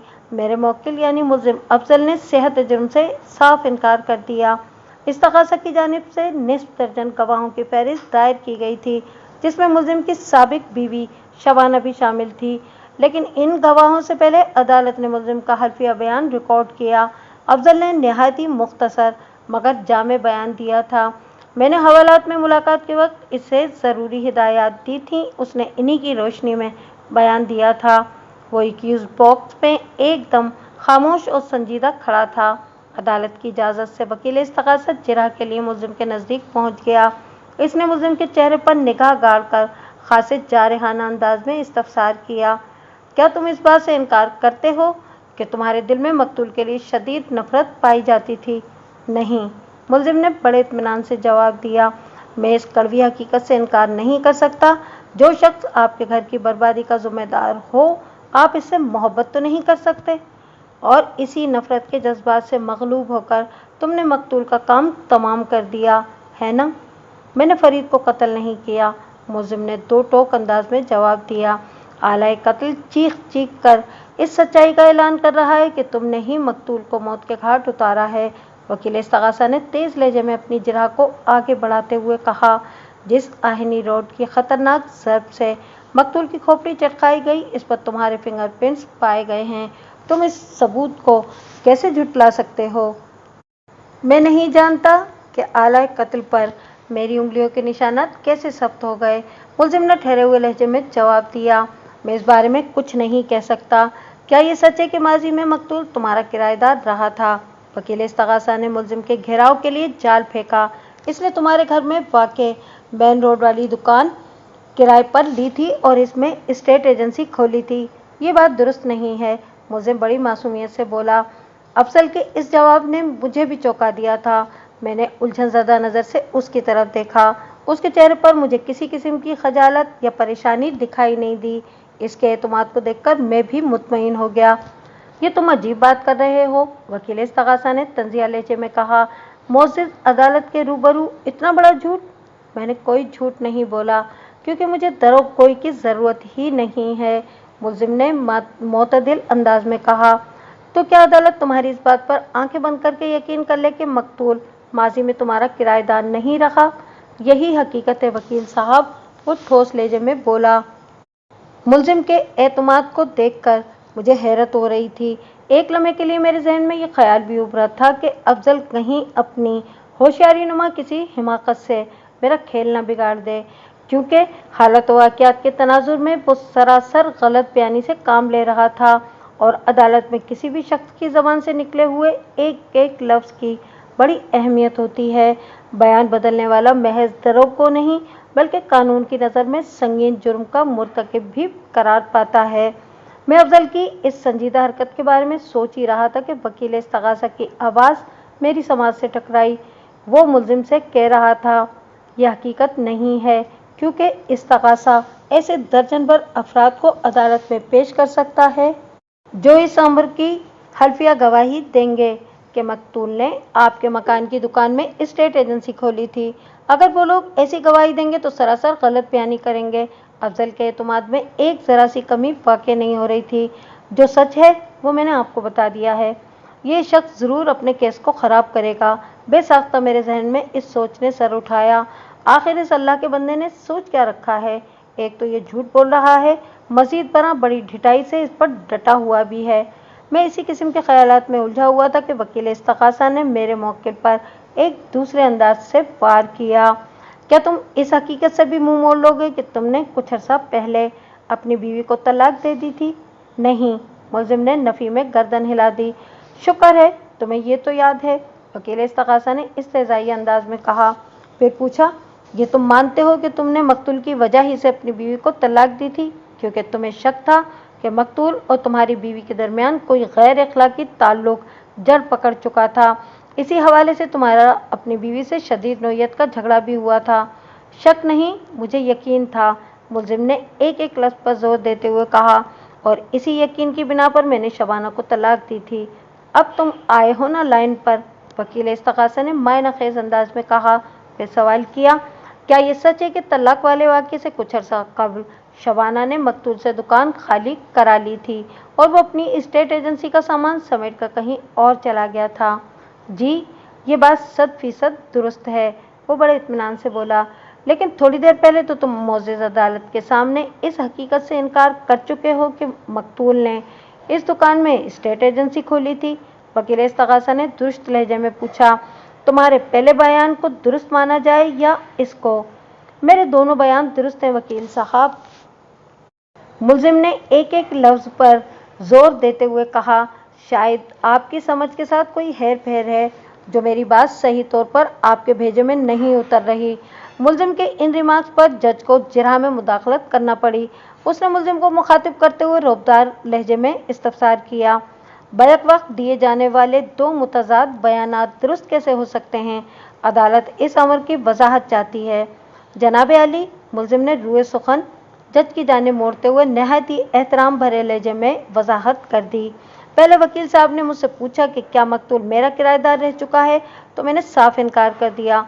अब वकील साहब ने फरमाया कि मेरी साबिक बीवी ने मकतूल से दुकान खाली करा ली थी, तो मैंने इस बात की तस्दीक कर दी। वकील साहब कानूनदान हैं मगर एक बारीक से कानूनी नुक्ते को समझ नहीं पा रहे। कौन सा कानूनी नुक्ता? जज ने गहरी दिलचस्पी लेते हुए पूछा। हक के मिल्कियत का नुक्ता जनाब अली, मुलजिम ने जवाब दिया। जज ने कहा, इस नुक्ते की वजाहत करो। जनाब अली, मेरी साबिक बीवी एक ऐसे सरकारी ओहदे पर फाइज थी, बल्कि अब भी है, जहां तनख्वाह के अलावा ऊपर की आमदनी भी होती है। इसीलिए इसने एक मकान भी बना लिया था। मैं मानता हूँ कि इस घर की तामीर में मैंने कोई काबिल ज़िक्र हिस्सा नहीं डाला था, लिहाजा मज़कूरा मकान की असल मालिक मेरी साबिक बीवी ही है। मकान की दस्तावेज़ात से भी यही साबित होता है, और जिस दुकान का वकील इस्तग़ासा बार बार जिक्र कर रहे हैं वो भी इसी मकान का हिस्सा है। लिहाजा मालिक मकान मेरी साबिक बीवी शबाना नहीं, वो दुकान मकतूल को किराए पर दी थी। किराएनामे वाला लीगल एग्रीमेंट भी इन्हीं दोनों के दरमियान बना था, और फिर शबाना ही ने मकतूल से वो दुकान खाली करा ली थी। मुझ बेचारे की क्या औकात कि मैं किसी ऐसे मकान का मालिक हूँ जिसके अंदर कोई दुकान भी हो, और फिर मैं किसी एस्टेट एजेंट को वो दुकान किराए पर भी दे दूँ। लम्हाती तवक्कुफ करके उसने एक गहरी सांस खारिज की, फिर अपनी बात मुकम्मल करते हुए बोला। उम्मीद है मेरी इस वजाहत से वकील साहब का जहन साफ हो गया होगा। मेरे मुवक्किल की चुपती हुई वजाहत ने वकील इस्तग़ासा को खिजालत में मुब्तला कर दिया था। मैं खुद भी अफजल की परफॉर्मेंस पर हैरान रह गया था। इब्तिदा में वो मुझे जितना चुगत दिखाई दिया था, इस वक्त वो इससे मुख्तलिफ बल्कि बरअक्स नज़र आ रहा था। उसने बड़ी महारत और बुर्दबारी से वकील सरकार को लाजवाब कर दिया था। जज ने इत्मीनान भरी तौसीफी नज़र से मुलजिम की तरफ देखा, फिर वकील इस्तग़ासा से इस्तफसार किया। वकील साहब, आप मुलजिम से कोई और सवाल करना चाहते हैं? नहीं, वो नफ़ी में गर्दन हिलाते हुए बड़े अदब से बोला। मुझे मुलजिम से और कुछ नहीं पूछना। वकील इस्तग़ासा का इतनी आसानी से हथियार फेंक देना भी मुझे अजीब सा लगा था। शायद आज हैरत डे था। इससे केस के मुख्तलिफ किरदार कदम कदम पर मुझे हैरान करने की कोशिश कर रहे थे। खैर, मैं अपनी बारी पर एक्यूज बॉक्स के करीब चला गया और अपने मुवक्किल की आंखों में देखते हुए नर्म लहजे में दरियाफ्त किया। मैंने इस्तग़ासा के गवाहों के वो बयानात पढ़े हैं जो उन्होंने पुलिस को दिए थे। इनमें से 3 अफराद इस उम्र के दावेदार हैं कि उन्होंने वक़्अ के रोज़ तुम्हें जाए वारदात के नज़दीक देखा था, और इन्हीं 3 में से एक खातून गवाह ने तो पुलिस को यहाँ तक भी बताया है कि उसने तुम्हें शबाना के घर में दाखिल होते और फिर वहाँ से बाहर निकलते हुए अपनी आंखों से देखा था। मोअज़्ज़ज़ अदालत ये जानने में दिलचस्पी रखती है कि इस रोज़ यानी 15 मई की सुबह तुम जाय वक़ुआ पर क्या कर रहे थे। हवालात में मुलाकात के वक्त अफजल ने मुझे जाय वारदात पर अपनी मौजूदगी के बारे में तफसीलन बता दिया था। ये मालूमात चूँकि मेरे मुवक्किल के फेवर में जाती थी, इसलिए मैं इसी की ज़बानी अदालत को चंद हक़ाइक़ से रूशनास कराने की कोशिश कर रहा था। मैं अपनी बेटी फरजाना से मिलने गया था, मुलजिम ने जवाब दिया। लेकिन फरजाना से तो तुम्हारी मुलाकात हमेशा किसी पार्क में या किसी पब्लिक प्लेस पर महीने में एक बार हुआ करती थी, मैंने कहा। फिर तुम इस मकसद के लिए शबाना के घर क्यों पहुंच गए थे? इस औरत के कहने पर, जिसका अभी आपने जिक्र किया है, उसने जवाब दिया। तुम्हारा इशारा तुम्हारी साबिक बीवी शबाना की तरफ है। मुलजिम ने अस्बात में गर्दन हिलाने पर इत्तेफाक किया। ऐसा क्यों? मैंने कुरेदने वाले अंदाज में सवाल किया। इससे पहले तो शबाना ने कभी तुम्हें फरजाना से मुलाकात के लिए अपने घर पर नहीं बुलाया था। आप बिल्कुल ठीक कह रहे हैं वकील साहब, वो बड़ी रसान से बोला। ऐसा पहली बार हुआ था और इसका भी एक सबब था, जो बाद में इस औरत का ढोंग साबित हुआ। ये बात के इख्तिताम पर उसका लहजा आपो आप बेइंतहा कड़वा हो गया था। सबब? ढोंग? मैंने हैरत भरे अल्फाज में मुलजिम के अल्फाज दोहराए। इसका क्या मतलब हुआ?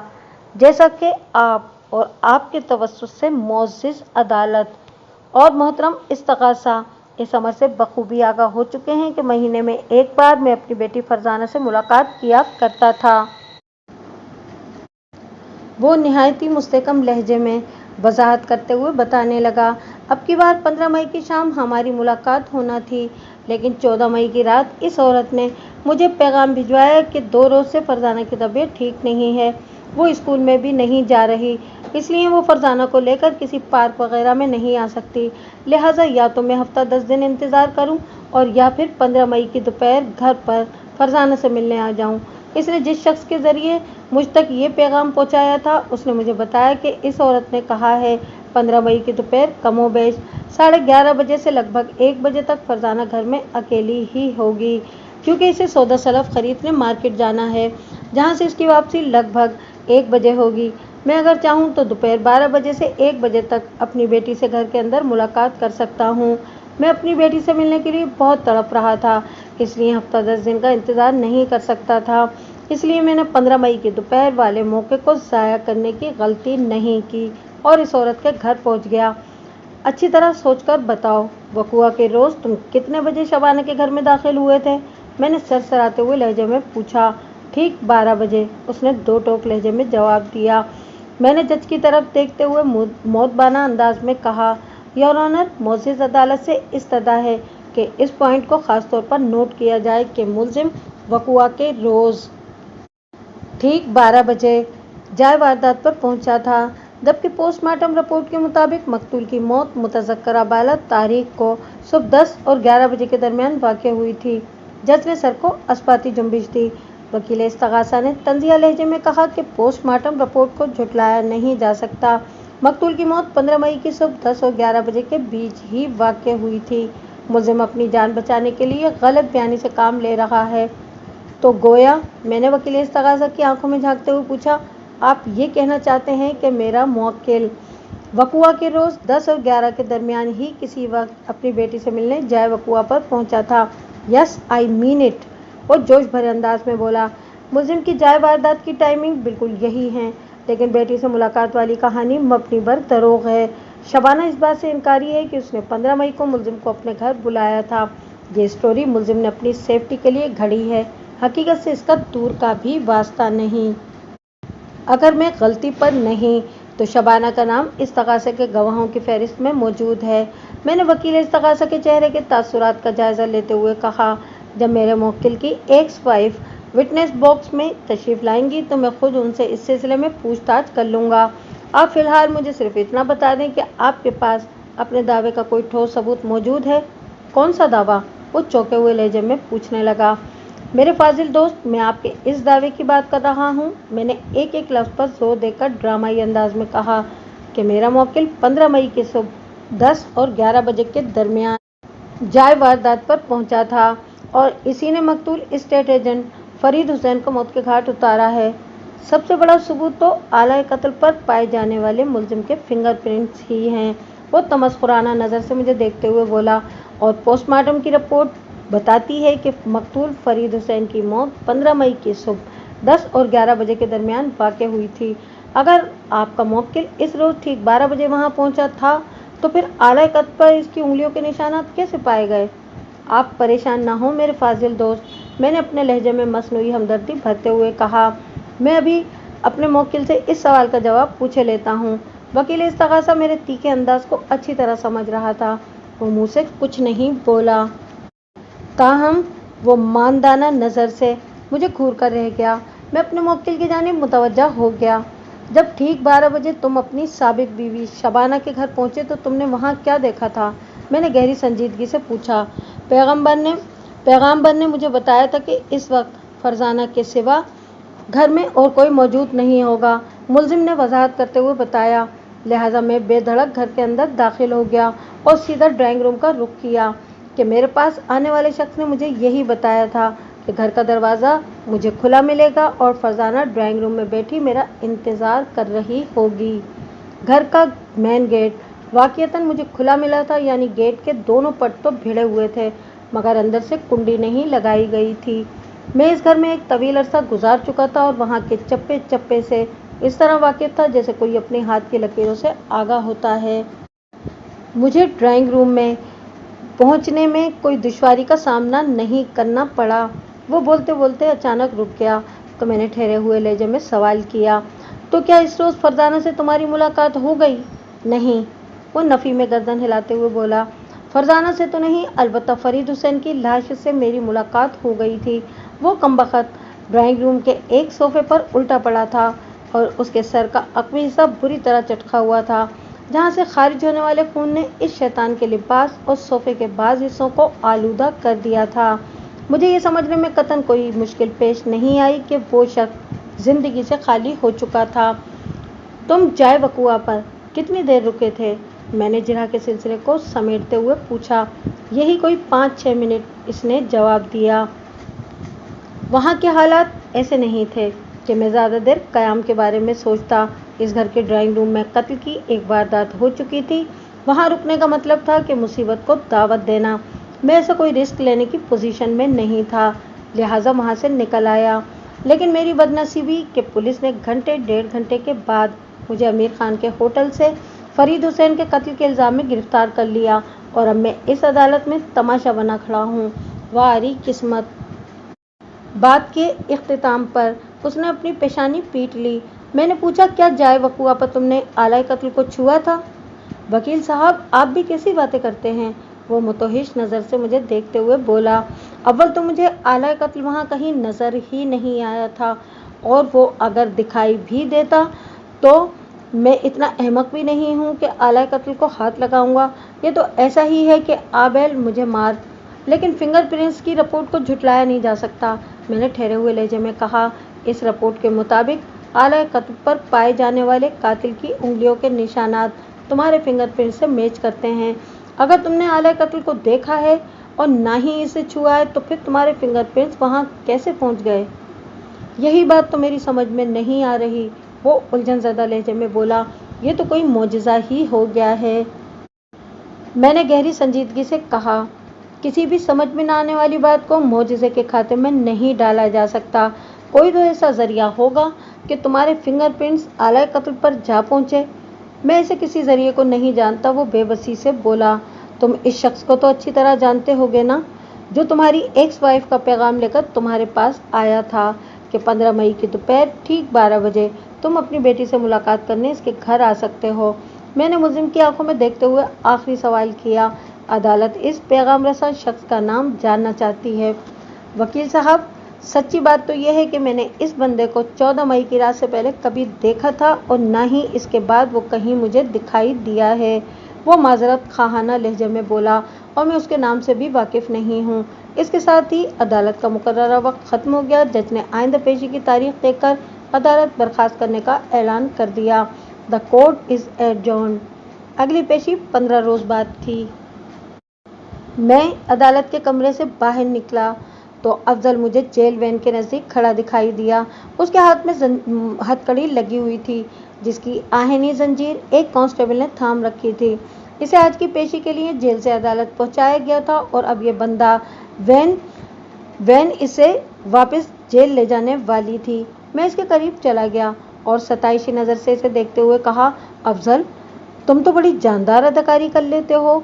आज अदालत में तुमने बड़ी उम्दा परफॉर्मेंस का मुजाहरा किया है।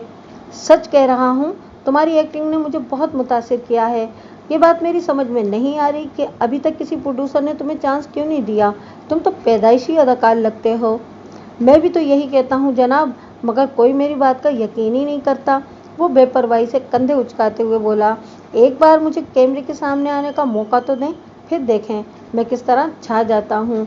लेकिन वकील साहब, उसने लम्हाती तवक्कुफ करके नफ़ी में गर्दन हिलाई और बोला, हमारे मुल्क में टैलेंट की कोई कदर ही नहीं है। इस आखिरी जुमले को उसने इस कदर मायूसी भरे अंदाज में उदास होकर किया था अदा कि मैंने उसका कंधा थपथपाते हुए तसल्ली आमेज लहजे में कहा, तुम दिल छोटा नहीं करो। टैलेंट की यहाँ कोई कदर करे या ना करे, लेकिन ये एक हकीकत है कि टैलेंट को ज़्यादा अरसे तक दबाया नहीं जा सकता। वो किसी न किसी अंदाज में बहरहाल उभर कर रहता है। समझो तुम्हारा स्क्रीन टेस्ट हो गया और तुमने ऑडिशन पास कर लिया है। जी?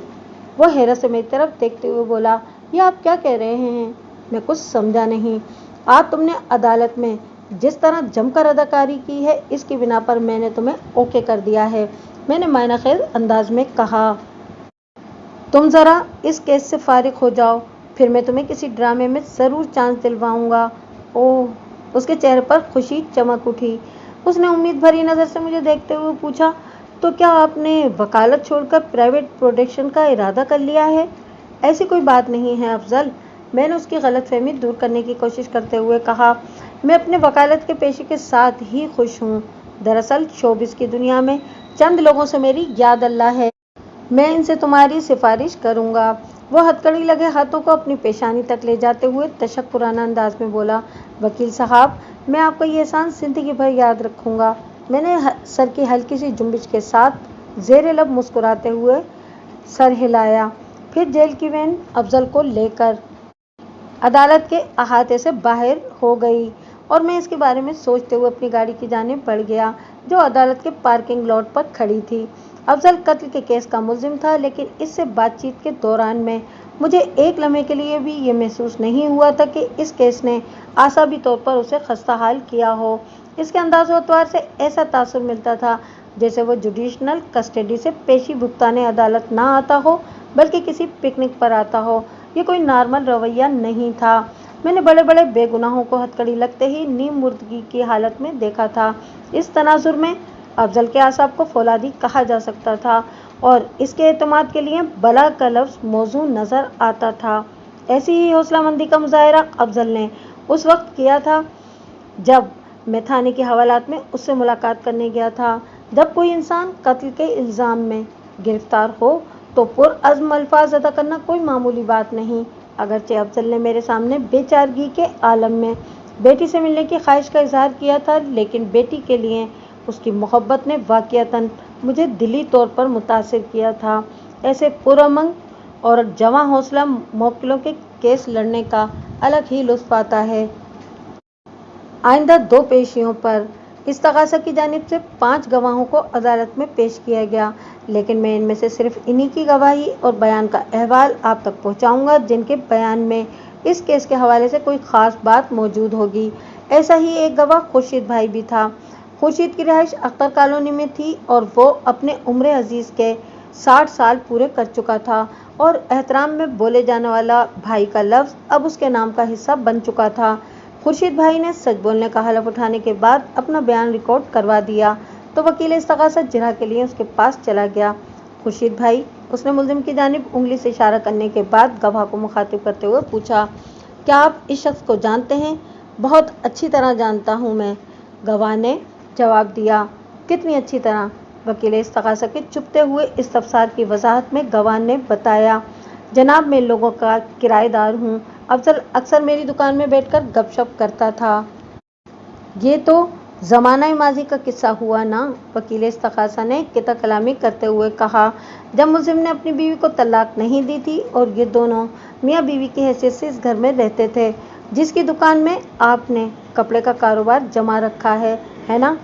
جی آپ بالکل ٹھیک کہہ رہے ہیں، گواہ اثبات میں گردن ہلاتے ہوئے بولا۔ بیوی کو طلاق دینے کے بعد تو افضل نے اس گھر کو خیر بات کہہ دیا تھا، یا یوں سمجھ لیں کہ شبانہ صاحبہ نے انہیں گھر سے بے دخل کر دیا تھا۔ یہی بات درست ہے، وکیل استغاثہ نے لقمہ دیا۔ وہ گھر چونکہ شبانہ صاحبہ کی ملکیت ہے اور ملزم نے شبانہ صاحبہ کو چونکہ اپنی زندگی سے نکال دیا تھا، اس لیے ملزم کے لیے اس گھر میں مزید قیام کا کوئی جواز نہیں بنتا تھا۔ لہٰذا شبانہ صاحبہ نے اسے اپنے گھر سے نکال دیا اور آپ صرف شبانہ صاحبہ کے کرایہ دار بن کر رہ گئے۔ کیا میں غلط کہہ رہا ہوں؟ نہیں جناب، گواہ نے نفی میں گردن ہلائی اور کہا، آپ تو حقیقت بیان کر رہے ہیں۔ کیا اس گھر سے بے دخل کیے جانے کے بعد بھی ملزم کی آپ سے ملاقاتوں کا سلسلہ جاری تھا؟ وکیل استغاثہ نے پوچھا۔ باقاعدہ ملاقات تو نہیں کہہ سکتے، البتہ کبھی کبھار راہ گزرتے مختصر سی بات چیت ہو جایا کرتی تھی، گواہ نے بتایا۔ کیونکہ شبانہ صاحبہ کو طلاق دینے کے بعد افضل نے کبھی میری دکان کا رخ نہیں کیا تھا، بلکہ میں نے اسے اس گھر کے آس پاس بھی کہیں نہیں دیکھا تھا۔ کیا وقوعہ کے روز بھی نہیں؟ وکیل استغاثہ نے کریدنے والے انداز میں سوال کیا۔ میں 15 مئی کی صبح کا ذکر کر رہا ہوں، یہی کوئی 10 اور 11 کے درمیان۔ جی بالکل، میں نے اس دن افضل کو اپنی دکان کے سامنے سے گزرتے دیکھا تھا۔ یہ آپ کی دکان کے سامنے سے گزر کر کس طرف گیا تھا؟ گلی میں مڑ گیا تھا، گواہ نے بتایا۔ کون سی گلی میں؟ اس گلی میں جہاں پر شبانہ صاحبہ کے گھر میں داخل ہونے کا راستہ ہے، گواہ نے جواب دیا۔ اس گلی کا ذکر ہم بعد میں کریں گے۔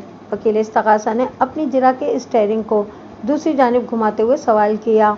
فی الحال آپ معزز عدالت کو یہ بتائیں کہ آپ کی جب بھی ملزم سے ملاقات ہوئی تو وہ شبانہ صاحبہ کے بارے میں کس قسم کی باتیں کیا کرتا تھا؟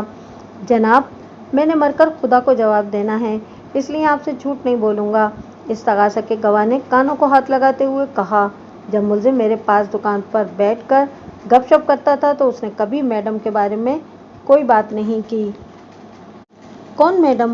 سب کچھ جانتے ہوئے بھی وکیل استغاثہ نے چبھتے ہوئے لہجے میں استفسار کیا۔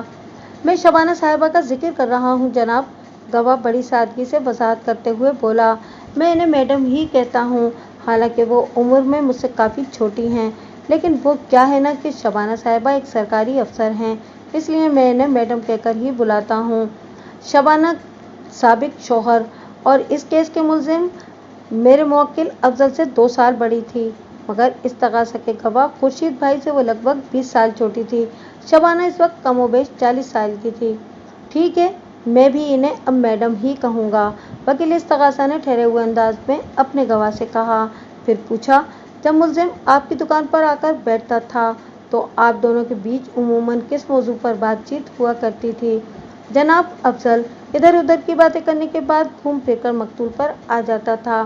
1 منٹ، وکیل استغاثہ نے بڑے ڈرامائی انداز میں اسے ٹوک دیا اور پوچھا، آپ کا مطلب ہے کہ پراپرٹی ایجنٹ فرید حسین، جس کے قتل کے الزام میں اس وقت وہ ایکیوزڈ باکس میں کھڑا ہے؟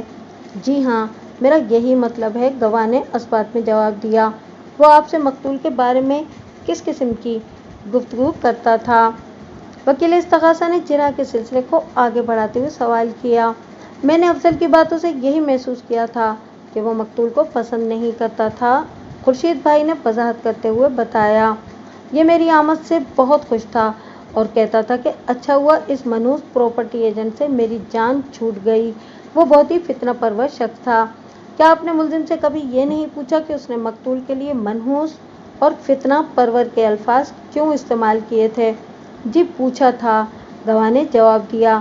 ان الفاظ کے علاوہ مقتول کے لیے شیطان، مردود، خبیث جیسے الفاظ کا استعمال بھی یہ کیا کرتا تھا۔ جب آپ نے ملزم سے پوچھا تو اس نے کیا جواب دیا؟ وکیل استغاثہ نے اپنی خواہش کو گواہ کے منہ میں ڈالنے کی کوشش کرتے ہوئے پوچھا۔ اس نے کھل کر تو کوئی جواب نہیں دیا تھا، مگر ڈھکے چھپے الفاظ میں جو کچھ بھی کہا، میں اس سے یہی سمجھا کہ مقتول نے اس کا گھر توڑنے کی کوشش کی تھی۔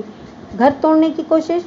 وکیل استغاثہ نے دانستہ تفریحی انداز میں استفسار کیا۔ آپ کا مطلب ہے کہ مقتول ملزم کے مکان میں کسی قسم کی توڑ پھوڑ کا ارادہ رکھتا تھا؟ نہیں جناب، میرا ہرگز یہ مطلب نہیں تھا، آپ میری بات کو غلط سمجھ رہے ہیں، وکیل صاحب، خورشید بھائی نے نفی میں گردن ہلاتے ہوئے بتایا۔ میرا اشارہ میاں بیوی کے بیچ پھوٹ ڈالنے کی طرف تھا۔ मुलजिम का ख्याल था कि मकतूल इसकी अज़दवाजी ज़िंदगी के खिलाफ कोई गहरी साजिश कर रहा था, इसलिए अच्छा हुआ कि वो इस दुकान से दफा हो गया। ये तो मुलजिम का ख्याल था। वकील इस्तग़ासा ने गवाह के चेहरे पर निगाह जमाते हुए इस्तफसार किया। आप इस बारे में क्या कहते हैं? मैं क्या कह सकता हूँ वकील साहब, वो सादगी से बोला। जो कुछ बाद में दिखाई दिया वही बता सकता हूँ। ठीक है, आप अपना मुशाहिदा ही बयान कर दें। कुछ अरसे के बाद मुलजिम ने अपनी बीवी को तलाक दे दी थी, गवाह ने जवाब दिया, और वजह मकतूल ही था। मुलजिम का दावा था कि उसने मैडम और मकतूल के दरमियान परवान चढ़ते हुए ताल्लुकात का सुराग लगा लिया है, लिहाजा इस अज़दवाजी रिश्ते को कायम रखने का कोई जवाब बाकी नहीं रहता। वो किसी ऐसी औरत के साथ ज़िंदगी नहीं गुजार सकता जो उससे बेवफाई की मुर्तकिब हो रही हो। चुनाचे मुलजिम ने मैडम को तलाक दे दी और इस घर से चला गया। आप क्या कहते हैं? वकील इस्तग़ासा ने टटोलने वाले अंदाज में पूछा। क्या आपकी मैडम वाक़ियतन मुलजिम से बेवफाई कर रही थी, या ये मुलजिम के दिमाग का फतूर था, या इसे कोई संगीन नौइयत की गलतफहमी हो गई थी? जनाब, मैं इस बारे में इज़हार राय करने की पोजीशन में नहीं हूँ, गवाह ठहरे हुए लहजे में बोला। मैंने अपनी आंखों से कुछ नहीं देखा। आपने ये तो ज़रूर देखा होगा कि इसी शक की बिना पर मुलजिम ने अपनी बीवी को तलाक दे दी थी, वकील इस्तग़ासा ने तेज़ लहजे में कहा, और तलाक देते वक्त वो बहुत चीखा और चिल्लाया भी था। इसकी बकवास गली वालों ने भी सुनी थी, जिससे मकतूल के लिए उसकी शदीद नफरत जाहिर होती थी। जी बिल्कुल, इस्तग़ासा के गवाह ने असबात में गर्दन हिलाते हुए जवाब दिया। मुलजिम मकतूल से शदीद तरीन नफरत करता था, और इस वाक़ये के बाद भी जब कभी राह गुजरते हुए आपके मुलजिम से बात हुई तो आपने मकतूल के हवाले से इसकी नफरत में कोई कमी महसूस नहीं की? वकील इस्तग़ासा ने मायना खेज़ अंदाज में पूछा। बल्कि इसने कई कदम आगे बढ़कर यह भी कहा कि वो मकतूल को छोड़ेगा नहीं। जी हाँ, उसने एक दो बार बड़े ख़तरनाक अंदाज में कहा था कि अगर कभी इसे मौका मिला तो ये मकतूल को भी उसी तरह बर्बाद कर डालेगा जैसे उसने मुलजिम की घरेलू ज़िंदगी को तबाह किया है। और फिर 15 मई की सुबह मुलजिम को सुनहरी मौका मैसर आ गया, और उसने अपनी नफरत से लबरेज मंसूबे को पाए तकमील तक पहुंचाते हुए मकतूल की ज़िंदगी का चिराग गुल कर दिया। वकील इस्तग़ासा ने ड्रामाई अंदाज में डायलॉग मारा, फिर रुए सुखन जज की जानिब मोड़ते हुए इन अल्फाज में इजाफा किया। जनाब आली, मुझे गवाह से और कुछ नहीं पूछना। वकील इस्तग़ासा ने अपनी जिरह मुकम्मल कर ली तो मैं जज से इजाज़त हासिल करने के बाद विटनेस बॉक्स के नज़दीक चला गया। वकील इस्तग़ासा की जिरह के दौरान मैंने मुँह से एक लफ्ज़ नहीं निकाला था और खामोश तमाशाई बना वकील मुखालिफ की फुर्तीली करतबबाजियों का मुशाहिदा करता रहा था, और अब मेरी बारी थी। वकील इस्तग़ासा ने इस्तग़ासा को मजबूत करने के लिए बड़ी छलांगें लगाई थीं, और मुझे वकील सरकार की इस मेहनत की दीवार में शिगाफ डालने थे ताकि डिफेंस मजबूती पकड़ सके। मैंने इस्तग़ासा के गवाह पर मुख्तसर जिरह का आगाज़ करते हुए हल्के फुल्के अंदाज में कहा, खुर्शीद भाई, आप खैरियत से तो हैं? अल्लाह का शुक्र है, अभी तक तो खैरियत ही से हूँ। अल्लाह ताला आगे भी आपको खैरियत ही से रखेगा इंशाअल्लाह, मैंने मोतदिल अंदाज में कहा। वकील इस्तग़ासा ने सवाल पूछ कर आपके दिमाग की चूल्हे हिला दी हैं, लेकिन आपको फ़िक्रमंद होने की ज़रूरत नहीं। मैं इतना जालिम नहीं हूँ। मैं चंद एक सवालात में आपको फारिग कर दूँगा। बड़ी मेहरबानी जनाब की, वो तशक्कुर आमेज़ लहजे में बोला। खुर्शीद भाई, आपको कपड़े के बिज़नेस में कितना अर्सा हो गया है? मैंने उसकी आंखों में देखते हुए पूछा। सारी उम्र इसी काम में गुजरी है वकील साहब, उसने बताया। यह हमारा आबाई पेशा है। इससे पहले मेरी दुकान आज़म बस्ती में थी। जब मुझे महमूदाबाद वाली दुकान का पता चला तो मैंने अपने कारोबार को यहाँ मुंतकिल कर दिया, क्योंकि महमूदाबाद के मेन बाज़ार वाली दुकान आज़म बस्ती की गली में वाक़ दुकान से 1000 गुना बेहतर लोकेशन पर है। अल्लाह आपके कारोबार में मज़ीद वसअत पैदा फरमाए, मैंने कहा। आमीन। खुर्शीद भाई, कपड़े का बिज़नेस किसी बेकरी या डेयरी शॉप की तरह नहीं है जो आप अलग सुबह दुकान खोलकर बैठ जाएं, मैंने ठहरे हुए लहजे में कहा। आप अमूमन कितने बजे अपनी दुकान का शटर उठा देते हैं? 11 और 12 बजे के दरमियान, मतलब 12 बजे तक आप दुकान खोल चुके होते हैं। जी बिल्कुल। क्या 15 मई यानी बकुआ के रोज़ भी आपने इन्हीं औकात में अपनी दुकान खोली थी? उसने असबात में जवाब दिया। मैंने पूछा, थोड़ी देर पहले आपने वकील इस्तगासा के एक सवाल के जवाब में मोअज़्ज़िज़ अदालत को बताया है कि वक़ुआ के रोज़ आपने मुलजिम को उस गली में दाखिल होते देखा था जहां आपकी मैडम के घर का दाखिली गेट है, लेकिन आपने मुलजिम को गेट के रास्ते घर के अंदर दाखिल होते हुए नहीं देखा था। नहीं जनाब, वो नफ़ी में गर्दन हिलाते हुए बोला। मैंने मुलजिम को अपनी दुकान के सामने से गुजरकर मज़कूरा गली में मुड़ते देखा था। ठीक हो गया, मैंने कहा, फिर सवाल किया, खुर्शीद भाई, जब आपने मुलजिम को मैडम शबाना की गली में मुड़ते देखा तो उस वक्त आप कहाँ पर मौजूद थे? मैं अपनी दुकान में मौजूद था। यानी खुली हुई दुकान में? जी हाँ, मैं इस वक्त तक दुकान को खोलकर सेट कर चुका था। इसका मतलब तो ये हुआ कि मुलजिम लगभग 12 बजे आपकी दुकान से गुजरकर मैडम शबाना की गली में दाखिल हुआ था। जी ऐसा ही है, वो बड़े वसूख से बोला। Your honour, the point is to be noted. मैंने जज की तरफ देखते हुए गहरी संजीदगी से कहा। पोस्टमार्टम रिपोर्ट के मुताबिक मकतूल फरीद हुसैन की मौत 15 मई की सुबह 10 और 11 बजे के दरमियान वाक़ हुई थी, जबकि मुलजिम उसके 1 घंटे बाद जाए वक़ुआ पर पहुंचा था। इससे साफ जाहिर होता है कि मकतूल की मौत में मुलजिम का हाथ नहीं हो सकता। मुलजिम की जाए वारदात पर आमद से कबल ही मकतूल को बड़ी बेदर्दी से मौत के घाट उतारा जा चुका था। हो सकता है गवाह को वक्त के बारे में कोई गलत फहमी हो गई हो, वकील इस्तगासा ने जल्दी से कहा। मुमकिन है कि खुर्शीद भाई ने वक़ुआ के रोज़ अपनी रूटीन से कुछ पहले दुकान खोल ली हो। होने को तो बहुत कुछ हो सकता है मेरे फाजिल दोस्त, मैंने वकील इस्तगासा की आंखों में देखते हुए तुर्की बतुर्की जवाब दिया। मसलन ये भी कि मकतूल की ज़िंदगी का चिराग आपने गुल किया हो। वो एकदम भड़क उठा और खफगी आमेज लहजे में बोला, ये आप किस किस्म की बात कर रहे हैं? इसी किस्म की जैसी आपने की है, मैंने खरे अंदाज में कहा। खुर्शीद भाई डिफेंस का नहीं बल्कि इस्तगासे का गवाह है। इसकी गलती इस्तगासे की गलती शुमार की जाएगी, लेकिन मुझे मालूम है कि खुर्शीद भाई ने किसी गलत बयानी से काम नहीं लिया। अगर आप मुझे मौका देने के मूड में नहीं हैं, और अगर हैं तो मैं अपनी जरा को आगे बढ़ाऊं। मेरी इस जूतम बेजार और अंदाज पर वकील इस्तगासा नफरत भरी नज़र से मुझे घूरने लगा। इसी वक्त जज की आवाज़ मेरी समाज से टकराई। बेग साहब, प्लीज़ प्रोसीड। खुर्शीद भाई, मैंने इस्तगासा के गवाह की जानिब मुतवज्जा होते हुए कहा, क्या आप मकतूल फरीद हुसैन को शक्ल से पहचानते थे? जी हाँ, मैंने गाहे बगाहे इसे अपनी दुकान के सामने से गुजरते देखा है।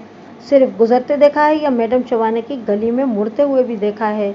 मैं इस बारे में वसूख से कुछ नहीं कह सकता, उसने जवाब दिया, क्योंकि मैंने इस शख्स पर कभी इतनी तवज्जो नहीं दी थी।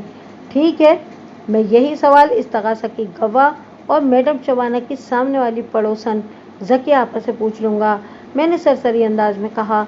मुझे पता चला है कि ज़किया आपा ने मकतूल पर खुसूसी ध्यान रखा हुआ था। खुर्शीद भाई ने मेरे रिमार्क्स पर कोई तबसरा नहीं किया। मैंने इस्तगासा के इस गवाह पर अपनी जरा मौकूफ़ कर दी। अगली गवाही ज़किया आपा की थी। ज़किया आपा को गली में आते जाते हर शख्स पर निगाह रखने का शौक़ था। हर किस्म की जगत आपाएँ हर महल्ले में मौजूद होती हैं, जो अपने अंदरूनी तजस्सुस से मजबूर होकर गली में मौजूद लोगों की आमद व जामद को मॉनिटर करने का फरीज़ा अंजाम देती रहती हैं। इस नौइयत के किरदारों को आप माजी के ही CCTV कैमरास कह सकते हैं। वकील इस्तगासा लगभग 15 मिनट तक मुख्तलिफ सवालात के ज़रिए ज़किया आपा के दिमाग की दही बनाने में मसरूफ़ रहा। इस दौरान में मैडम शबाना की तलाक वाला सनसनीखेज़ वाक़या भी ज़ेर बहस आया और बिलाखिर वकील इस्तगासा की तान यहाँ आकर टूटी कि वक़ुआ के रोज़ मुलजिम मैडम शबाना के घर में दाखिल हुआ था और फिर चंद मिनट के बाद वो वापस चला गया था।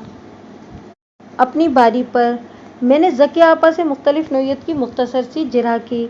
मैंने उसके चेहरे पर निगाह जमाते हुए नर्म लहजे में सवाल किया। मेरे अंदाज में धीमापन पाया जाता था। क्या मैं आपको ज़किया आपा के बजाय सिर्फ आपा कह सकता हूँ? क्यों नहीं, वो फराग दिली से बोली। अक्सर लोग मुझे आपा कहकर ही बुलाते हैं और आप भी कह सकते हैं। मैंने उसकी आंखों में देखते हुए पूछा। मेरी मालूमात के मुताबिक मैडम शबाना की तलाक से पहले कभी कभार और उसकी तलाक के बाद बसा औकात मकतूल फरीद हुसैन उससे मिलने घर पे आया करता था, खुसूसन ऐसे वक्त जब फरजाना स्कूल गई हुई होती थी। मेरे सवाल के जवाब में वो कतरे मुतामिल नज़र आई तो मैंने तंबीही अंदाज में कहा, आपा, मैंने मकतूल के हवाले से जो कुछ भी कहा है उसके ठोस सबूत भी हैं। और जो میرے پاس ہیں، اس لیے آپ جو بھی بولنا سوچ سمجھ کر بولنا، یہ نہ ہو کہ بعد میں آپ کو لینے کے دینے پڑ جائیں۔ میں کسی سے ڈرتی نہیں ہوں وکیل صاحب، وہ توانا لہجے میں بولی۔ جب عدالت کے کمرے تک آ گئی ہوں تو سچ بولنے کا حوصلہ بھی ہے مجھ میں۔ اور سچ کیا ہے؟ میں نے سنسنی خیز لہجے میں دریافت کیا۔ سچ وہی ہے جو آپ نے بیان کیا ہے۔ آپ تو جگت آپا ہیں، میں نے بدستور اس کی آنکھوں میں دیکھتے ہوئے کہا۔ گلی میں گزرنے والے ہر چھوٹے بڑے اپنے پرائے کو نصیحت کرتے نہیں چوکتی۔ آپ نے میڈم شبانہ کو سمجھانے کی کوشش نہیں کی؟ پڑوسن ہونے کے ناطے تو آپ کا کچھ زیادہ ہی فرض بنتا تھا کہ نہیں؟ کوئی پڑوسی سمجھے بھی تو نہ، وہ شاکی لہجے میں بولی۔ گھروں کی دیواریں جڑی ہونے سے یا گھر کا دروازہ آمنے سامنے پڑنے سے کوئی پڑوسی تھوڑی ہو جاتا ہے۔ پھر بھی میں نے کوشش کی تھی۔ اور آپ کی کوششوں کا نتیجہ کیا برآمد ہوا تھا؟ میں نے پوچھا۔ میں نے جس کوشش کا ذکر کیا وہ شبانہ کی طلاق سے پہلے کا دور تھا، ذکیہ آپا وضاحت کرتے ہوئے بولی۔ میں نے شبانہ کو سمجھانے کی کوشش کی کہ یوں فرید حسین کے ساتھ اس کا میل جول ایک دن کوئی بہت بڑا طوفان کھڑا کر ڈالے گا۔ میری نصیحت کا اس پر الٹا اثر ہوا اور وہ بگڑ کر بولی۔ آپا، دوسروں کے گھروں میں جھانکنے سے بہتر ہے کہ انسان گردن جھکا کر اپنے گریبان میں جھانک لے۔ مجھے تمہارے مشوروں کی ضرورت نہیں ہے۔ اس کے بعد میرے پاس کہنے کے لیے کچھ نہیں بچا تھا، لہٰذا میں نے اس کو اس کے حال پر چھوڑ دیا۔ لمحاتی توقف کر کے اس نے ایک بوجھل سانس خارج کی، پھر اپنی بات مکمل کرتے ہوئے بولی۔ پھر وہی ہوا جس کا میں نے خدشہ ظاہر کیا تھا۔ شبانہ کا گھر اجڑ گیا، افضل اسے طلاق کا طوق پہنا کر چلتا بنا۔ یہ تو ہو گیا شبانہ کی طلاق سے پہلے کا واقعہ۔ میں نے جرح کے سلسلے کو اختتام کی طرف لاتے ہوئے کہا، اور اس کے بعد میں نے دانستہ جملہ ادھورا چھوڑ کر اس کا ری ایکشن دیکھنا چاہا تو وہ ایک ٹھنڈی آہ بھرتے ہوئے بولی۔ اس کے بعد میں نے شبانہ کو سمجھانے کی غلطی کی ہی نہیں۔ وہ کیا کہتے ہیں کہ ایک تجربہ کافی ہے، باقی عمر اضافی ہے۔ ذکیہ آپا نے یہ شعر غلط پڑھا تھا یا درست، اس بحث سے قطع نظر میں اس کا مفہوم سمجھ گیا تھا اور میں اتنی آسانی سے اس کی جان چھوڑنے والا نہیں تھا۔ میں نے کہا، آپا، ناکامی کبھی بھی کامیابی کی ضد نہیں ہوتی، بلکہ یہ دراصل کامیابی تک رسائی حاصل کرنے کا ایک زینہ ہوتا ہے۔ جو شکست کے ذائقے سے ناآشنا ہو وہ بھی فتح کی لذت کو محسوس نہیں کر سکتا۔ آپ کو ہمت نہیں ہارنا چاہیے تھی۔ آپ کا خیال بالکل درست ہے وکیل صاحب، وہ بڑے رسان سے بولی۔ شاید میں شبانہ کی بدتمیزی فراموش کر کے طلاق کے بعد بھی شبانہ کو سمجھانے کے فریضے سے باز نہ آتی، لیکن ایک ایسی بات سامنے آئی کہ میں نے چپ ہو کر ایک طرف بیٹھ جانے میں ہی عافیت جانی۔ ایسا کیا ہو گیا تھا آپا؟ میں نے اضطراری انداز میں ان سے پوچھا۔ مجھے خبر ملی تھی کہ ذکیہ آپا نے سنسنی خیز لہجے میں بتایا، شبانہ نے فرید حسین سے نکاح کر لیا ہے۔ دیٹس آل یور آنر، میں نے جج کی طرف دیکھتے ہوئے فیصلہ کن لہجے میں کہا۔ مجھے گواہ سے اور کچھ نہیں پوچھنا۔ منظر اسی عدالت کا تھا اور وٹنس باکس میں میرے موکل کی سابق منکوحہ میڈم شبانہ کھڑی تھی۔ بلا شبہ وہ شبنم میں دھلے ہوئے کسی گلاب کے مانند تر و تازہ اور دلکش و دل فریب عورت تھی۔ میں اس کے حسن کا قصیدہ پڑھنے کے بجائے چپ چاپ آگے بڑھ جانا ہی مناسب سمجھتا ہوں، کیونکہ اس پیشی پر میرے ساتھ جو کچھ ہوا تھا وہ میری زندگی کا ایک ناقابل یقین اور ناقابل فراموش واقعہ ہے۔ ایسا اس سے پہلے یا اس کے بعد کبھی پیش نہیں آیا۔ میں نے اس پیشی کے لیے اچھا خاصا ہوم ورک کر رکھا تھا، کیونکہ میں اس کیس کے مرکزی کردار اور استغاثہ کی سب سے اہم گواہ پر جرح کرنے جا رہا تھا۔ میں نے شبانہ کو پچھاڑنے کے سلسلے میں جو انتظامات کر رکھے تھے ان میں صفائی کے ایک دو گواہان کا بندوبست بھی شامل تھا۔ وہ دونوں گواہان اس وقت کمرہ عدالت کے باہر کوریڈور میں بیٹھے ہوئے تھے، ایک چوبی بینچ پر۔ شبانہ نے سچ بولنے کا حلف اٹھانے کے بعد اپنا نفع طلب مختصر سا بیان ریکارڈ کرایا تو وکیل استغاثہ جرح کے لیے اس کے پاس چلا گیا۔ میں نے وکیل مخالف کے کام میں کوئی مداخلت نہیں کی۔ وکیل استغاثہ نے جلد ہی شبانہ کو فارغ کر دیا۔ اس کے بعد میں جج سے اجازت حاصل کر کے بڑی مستعدی کے ساتھ وٹنس باکس کے نزدیک پہنچ گیا اور شبانہ کے سراپے پر ایک تنقیدی نگاہ ڈالنے کے بعد توصیفی لہجے میں کہا، میڈم، یہ لباس آپ پر بہت جچ رہا ہے، بلا شبہ آپ کی چوائس بہت عمدہ ہے۔ وہ خفیف سی مسکراہٹ اپنے ہونٹوں پر سجاتے ہوئے بولی، شکریہ۔ मैं गड़े मुर्दे उखाड़ने में कोई दिलचस्पी नहीं रखता। मैंने उसकी आंखों में देखते हुए कहा, लिहाजा आपकी और मुलजिम की साबिका अज़दवाजी ज़िंदगी के बारे में आपसे कोई सवाल नहीं करूँगा। इस सिलसिले में बस इतना ही कहूँगा कि मेरा मौक्किल बदनसीब था जिसने आप जैसी अनमोल और तरहदार बीवी को खो दिया। मेरी आखिरी बात के रद्द अमल के तौर पर शबाना ने तफाखुराना अंदाज में एक उचटती सी निगाह एक्यूज बॉक्स में सर झुकाकर खड़े मेरे मौक्किल अफजल पर डाली, फिर मेरी तरफ मुतवज्जा होते हुए बोली, ये तो आपका मुझ पर एहसान होगा कि आप मेरे ज़ख्मों को ताज़ा करने की कोशिश नहीं करें। हालांकि उसने बात अधूरी छोड़ी तो मैं पूछे बिना ना रह सका, क्या हालांकि मैडम? मैं इस तवक्को के साथ अदालत में हाजिर हुई थी कि डिफेंस काउंसलर कड़े सवालात पूछ पूछ कर मेरा नाक में दम कर देगा। वो अपने गुदाज होंठों पर मुस्कुराहट सजाते हुए बड़े दिलावेज अंदाज में बोली, मगर आप एक मुख्तलिफ वकील हैं, काइंड एंड कूल। आप वाक़ईतन मुझे बिल्कुल मुख्तलिफ ही पाएंगी। मैंने ज़ुमाइनी अंदाज में कहा, फिर इजाज़त तलब करने वाले अंदाज में पूछा, तो शुरू करें? श्योर, वो बेनियाजी से बोली। मैडम, मेरे मुवक्किल का दावा है कि वक़्वा के रोज़ आपने इसे दिन के 12 बजे के करीब अपने घर पर फरजाना से मुलाकात के लिए बुलाया था। मैंने उसकी आंखों में बहुत दूर तक देखते हुए कहा, आप इस बारे में क्या कहती हैं? आपके मुवक्किल ने सरासर गलत बयानी की है।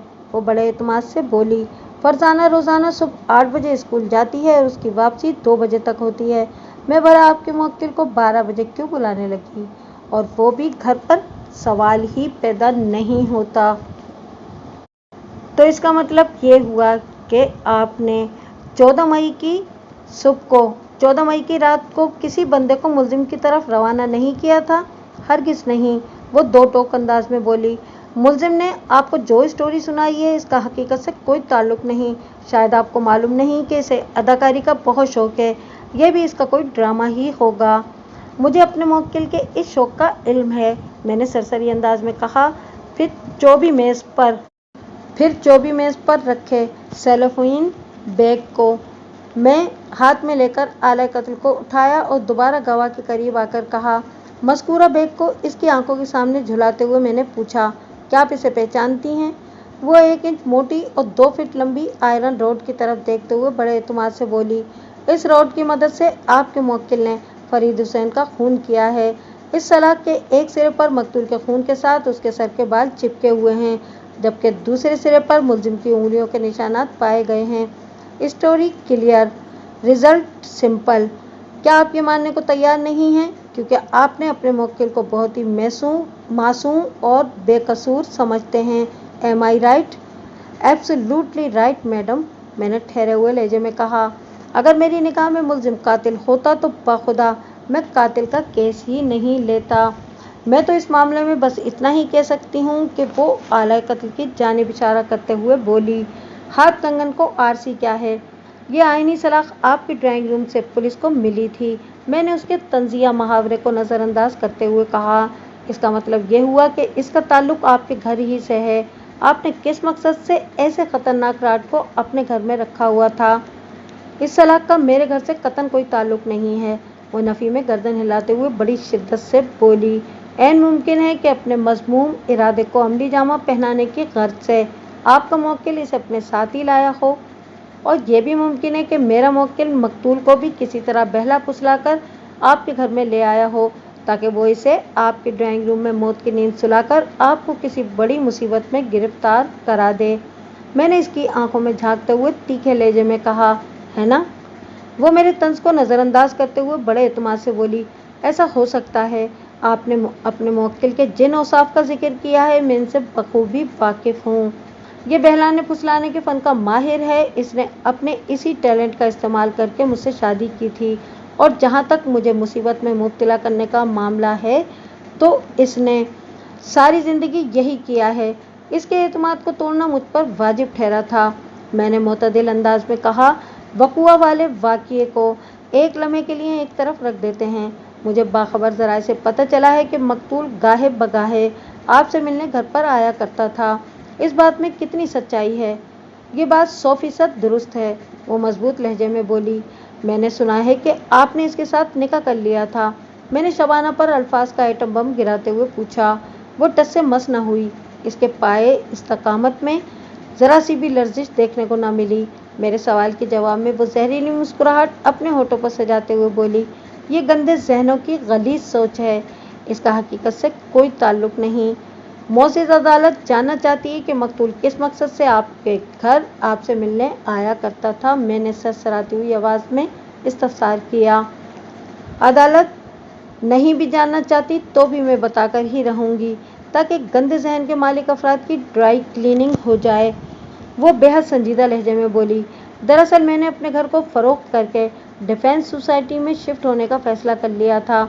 बस मुझे फरजाना के एग्ज़ाम का इंतज़ार था और इसीलिए मैं मशवरे के लिए मकतूल को अपने घर बुला लिया करती थी, क्योंकि इसकी स्टेट एजेंसी के चक्कर लगाने से बेहतर था कि इसे ड्राइंग रूम में बिठाकर बात की जाए।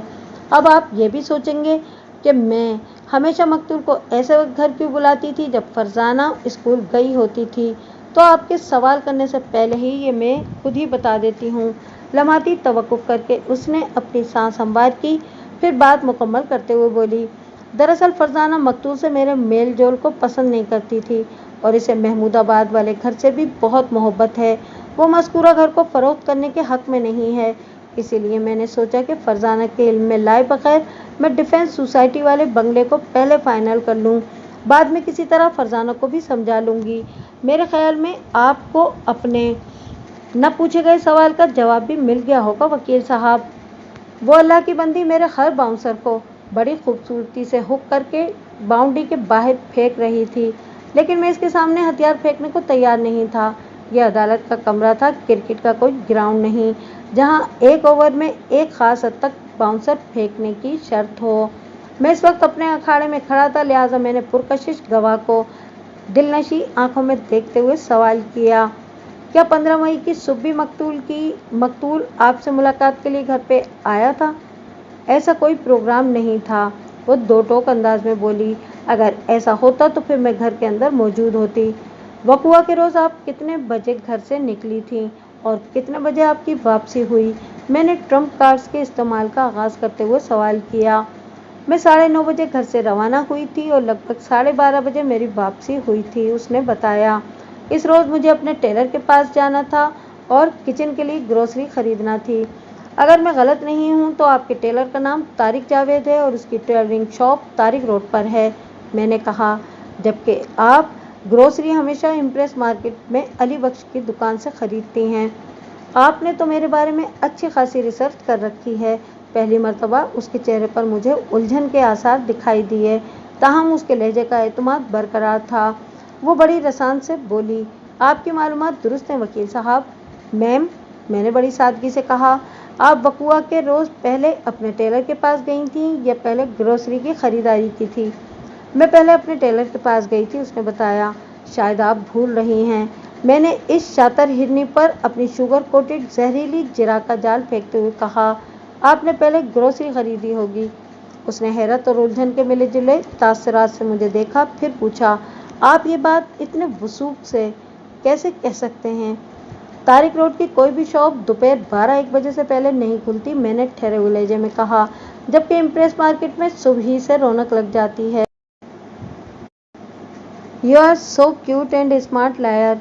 वो तारीफ़ी नज़र से मुझे देखते हुए बोली, मैं आपसे इत्तेफाक करती हूँ, वाकई में पहले इम्प्रेस मार्केट गई थी और बाद में तारिक रोड। आखिरी सवाल, मैंने ड्रामाई अंदाज में कहा, क्या वक़ुआ के रोज़ यानी 15 मई को आप अपने टेलर से मिलने और ग्रोसरी ख़रीदने में कामयाब हो गई थी? 100%। वो ढिठाई से बोली, एकदम बकवास, मैंने दुरुस्त लहजे में कहा, तुम झूठ बोल रही हो, अदालत की आंखों में धूल झोंक रही हो। ऑब्जेक्शन योर ऑनर, वकील इस्तग़ासा ने चीख से मुशाबा आवाज़ में कहा, डिफेंस इस्तग़ासा की मोअज़्ज़िज़ गवाह के साथ ज़्यादती कर रहे हैं, क्या इन्हें इतनी भी तमीज़ नहीं है कि ख़वातीन से किस तरह बात की जाती है? जज ने मुझसे मुखातिब होते हुए पूछा, बेग साहब, ये सब क्या है? ये तो कुछ भी नहीं है जनाबे वाली, मैंने ठहरे हुए लहजे में कहा। असल माल तो बाहर कॉरिडोर में बैठा अपनी गवाही का इंतज़ार कर रहा है।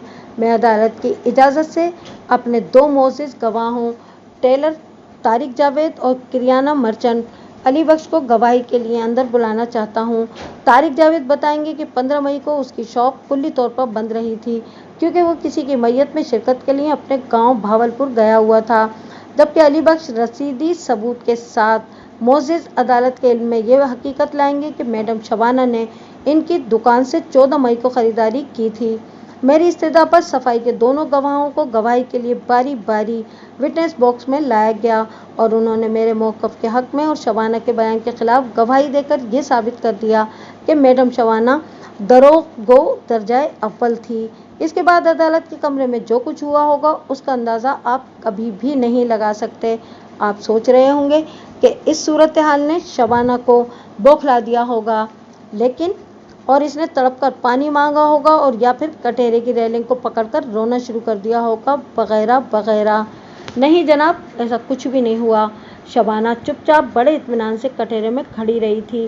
جج نے اس کے غیر متوقع سکون کو دیکھ کر کڑے لہجے میں استفسار کیا، بی بی تم نے غلط بیانی کیوں کی؟ شبانہ کے بجائے افضل نے ہتھکڑی والے ہاتھ اٹھا کر بآواز بلند کہا، سر میں آپ سے کچھ کہنا چاہتا ہوں۔ جج نے اسے بولنے کی اجازت دے دی۔ میرا موکل بولا اور ایسا بولا کہ اس نے میری محنت کی دھجیاں بکھیر دیں۔ میں گمسم اس عاقبت ناندیش اداکار کی اداکاری کو دیکھتا رہ گیا۔ وہ بڑے جذباتی انداز میں کہہ رہا تھا، سر میرا ضمیر مجھ پر تھوک رہا ہے، اب میں خاموش نہیں رہ سکتا۔ میں نے اپنے دوست امیر خان، اپنے وکیل مرزا امجد بیگ اور اس معزز عدالت کے ساتھ لگاتار جھوٹ بولا ہے۔ میں کافی دنوں سے مقتول کا تعاقب کر رہا تھا، پھر وقوعہ کے روز میں اسے بہلا پھسلا کر اپنی سابق بیوی کے گھر لے گیا کہ مجھے اس سے چند ضروری باتیں کرنا ہے۔ میں جانتا تھا کہ اس روز شبانہ گھر میں موجود نہیں ہوگی۔ مقتول میری چال میں آ گیا اور میں نے اسے شبانہ کے ڈرائنگ روم میں موت کی نیند سلا دیا، لیکن میرے جانے سے پہلے ہی شبانہ واپس لوٹ آئی۔ پھر ہم دونوں نے مل کر ایک اسکیم تیار کی جس کے نتیجے میں فرید حسین کے قتل کا الزام مجھ پر آئے اور شبانہ کی ذات پر کسی کا شک نہ جائے، اور پھر سب کچھ ویسا ہی ہوتا چلا گیا جیسا ہم نے سوچا تھا۔ لیکن میرے ہوشیار وکیل نے مجھے شک کے دائرے سے نکال کر شبانہ کے لیے پھانسی کا پھندا تیار کر لیا، حالانکہ میں نے اپنے وکیل صاحب سے کہا بھی تھا کہ اگر وہ مجھے باعزت بری نہ کرا سکیں تو ہلکی پھلکی سزا دلوا دیں، مگر میں نے جیسا سوچا تھا اس کے برعکس ہو گیا۔